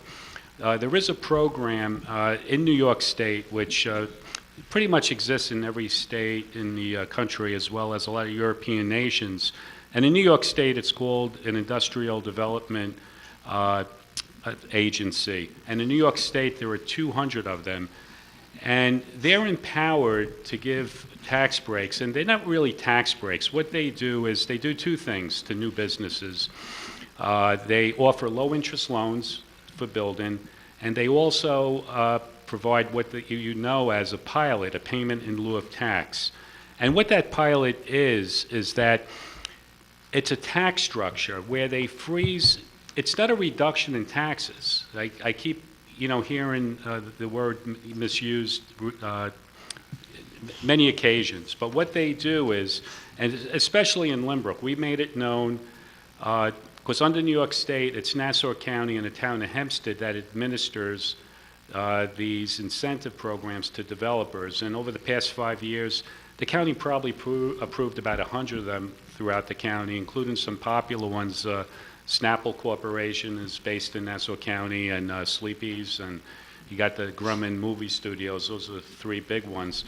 And in order to grant these incentives, whether it's a low-interest loan or freezing the tax, there's a cost-benefit analysis. So whoever the builder is has to show that whatever incentive they're getting, they must pay back to the community in the form of economic benefits, such as increased sales tax revenues, increased jobs. And over the past 5 years, these various projects have increased revenue into Nassau County by over $10 billion. And also, I don't know if Mike is still here, but he can tell you about union jobs, where over a couple of thousand new union jobs were created on a temporary basis as well as permanent basis. But this cost-benefit analysis and the two types of incentives, the low-interest loans and the freezing of taxes, is all administered by Nassau County. The village has never issued it. We never receive applications. They go to the county. The tax freeze, and the way that works is it's not a tax reduction. We've made it known to the county that if there is any application that comes to the village, that we would not accept, not that we have any discretion over it, but we insisted that whatever the property, a good example would be Zwanger Pursery on Sunrise Highway. Whatever the taxes were on that property before the property was built is frozen for a 2-year period, and when the building is built, there's an escalation of 2, 3, 4, 5, 20%, whatever it is. We have about 7 locations in the village now that have this 10-year scale of tax increases built into the pilot offered by the Industrial Development Agency. And actually, surprisingly, in more than half of these applications that the county approved, these pilots are actually paying more taxes than they would if they didn't get the pilot. And the reason being is, you would ask, why would anybody want to get a pilot? In a lot of occasions, the funding agencies and the contractors and investors that are building various projects, whether it's the movie theater, the water company building, or the new car lots on Sunrise Highway, before they invest, one of their biggest factors is, what are the real estate taxes going to be over 10 years? They're fearful. In other areas, sometimes they get hit with a 10% increase, 15% increase. So it's assurance to them that they know if they can get a guaranteed annual increase, again, whether it's 4% a year, 6, 8, and it escalates every year for 10 years, that is very valuable to the developers. And again, Because they know what they're going to be paying. Excuse me? Because they then know. Right, they have sure what they're going to be paying. Exactly, and then based on that, they can get the financing from the banks to approve these projects. But none of these projects are paying less, when they started. The village has never approved them. We don't have authority under state law to approve them. And Right, that was my question. Is it the town IDA, or is it the county IDA, or is it both working together, or can either one? Yeah, it's either one, and I think that, inside they have their own different bylaws and different types of incentives in regard to what kind of loans are given, but they're very similar. How much input does the village have to these decisions? What happens is, we do attend they're required by law to have a public hearing, and under the state law, it's pretty limited, because once the developer shows a cost-benefit analysis showing that there's going to be X amount of sales tax generated, X number of jobs, the IDA is kind of like compelled to approve it. But we do go on record by saying, board members, we don't want these taxes less than what they're paying now. You got to build up a sliding scale. You got to pay it back. And again, there's like 7 or 8 in the village where they have different increments, where we have one where the payment actually jumps 20% in 1 year. So it's But all the bottom line negotiated. is, this board really has no decision-making power over whether Terwilliger and Bartone or any other developer That's correct, absolutely not. gets a tax break or not. We That's don't. out of our hands. Absolutely. We don't get the applications. We have no authority to review them. We've never reviewed them or never made decisions on it. It's strictly done, in this case, in Nassau County. It's done by either Nassau County or the town of Hempstead. They're 2 of about 200 different agencies across the state that have that authority independently to do it. Thank you very much. So if I could just jump in here. I don't know if the question was, the IDA that's going to be applied, or was going to be applied to Cornerstone project, was from the county. And I don't share John's glowing report on the IDA, because if you go on the internet and you look up Nassau County IDA, Town of Hempstead IDA, their residents, taxpayers, are not happy with them. In fact, this one for the Cornerstone would have been... I agree with you 100%. Mhm. I think that IDAs are inherently a bed of corruption. They make no sense. The tax break that was given to Zwanger Pursery, if they're going to do an x-ray on me, they got to be in my community. And maybe they wouldn't have come to Lynbrook, they wouldn't have went to Valley Stream, Rockville Center, but they'd be there. So to give tax breaks to what is one of the most successful businesses on Long Island over the last 30 years makes absolutely no sense to me. And To I agree. give tax breaks to storage facilities makes absolutely no sense, regardless of whether they're built with union labor or non-union labor. The whole thing just provides jobs for people who lost the last election. Right. And so the pilot while John says, and I don't necessarily agree with John, that he says it doesn't impact the village, I think it does. But more importantly, it impacts the school tax. And the school tax, as we all know, is 70% of our tax bill. Exactly. So for the pilot to be, sucking taxes out of the school districts is just a really, really bad idea. Brian McLaughlin. Brian McLaughlin. Danny Dillon.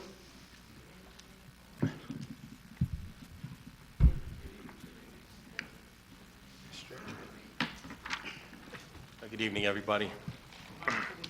My name's Dan Dillon. If you don't know me, I was born and raised in this village, and I served for over 28 years on the Lynbrook Police Department here.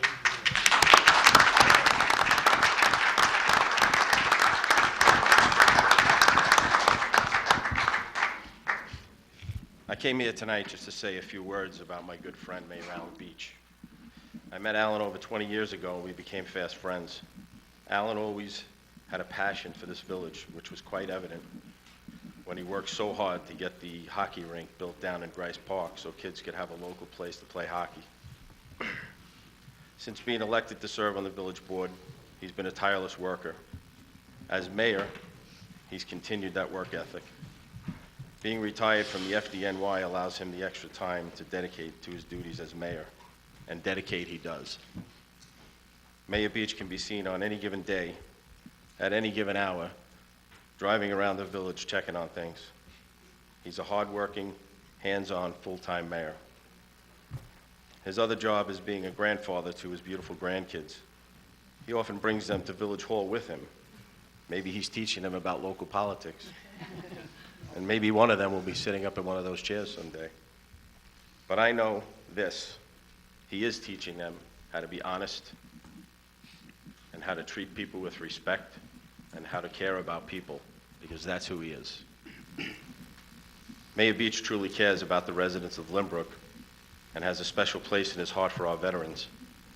In the past, he has volunteered his time to drive disabled veterans to appointments at the Northport VA hospital. I know this because my father was one of those veterans.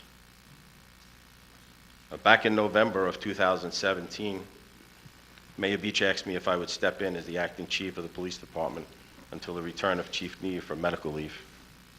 It was during that 2-month period that I got to know Alan on a different level.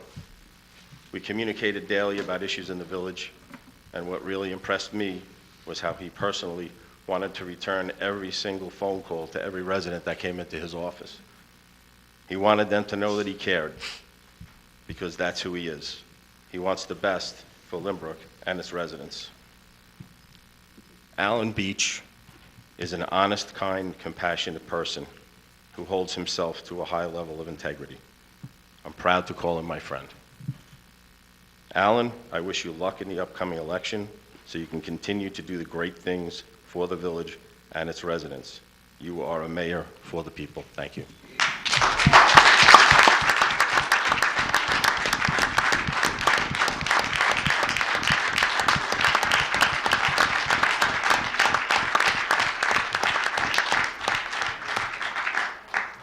Alan Kelly. That's it. That's it? That's the end of the list. Concludes good and welfare. Motion to close the meeting? So moved. Second? Second. All in favor?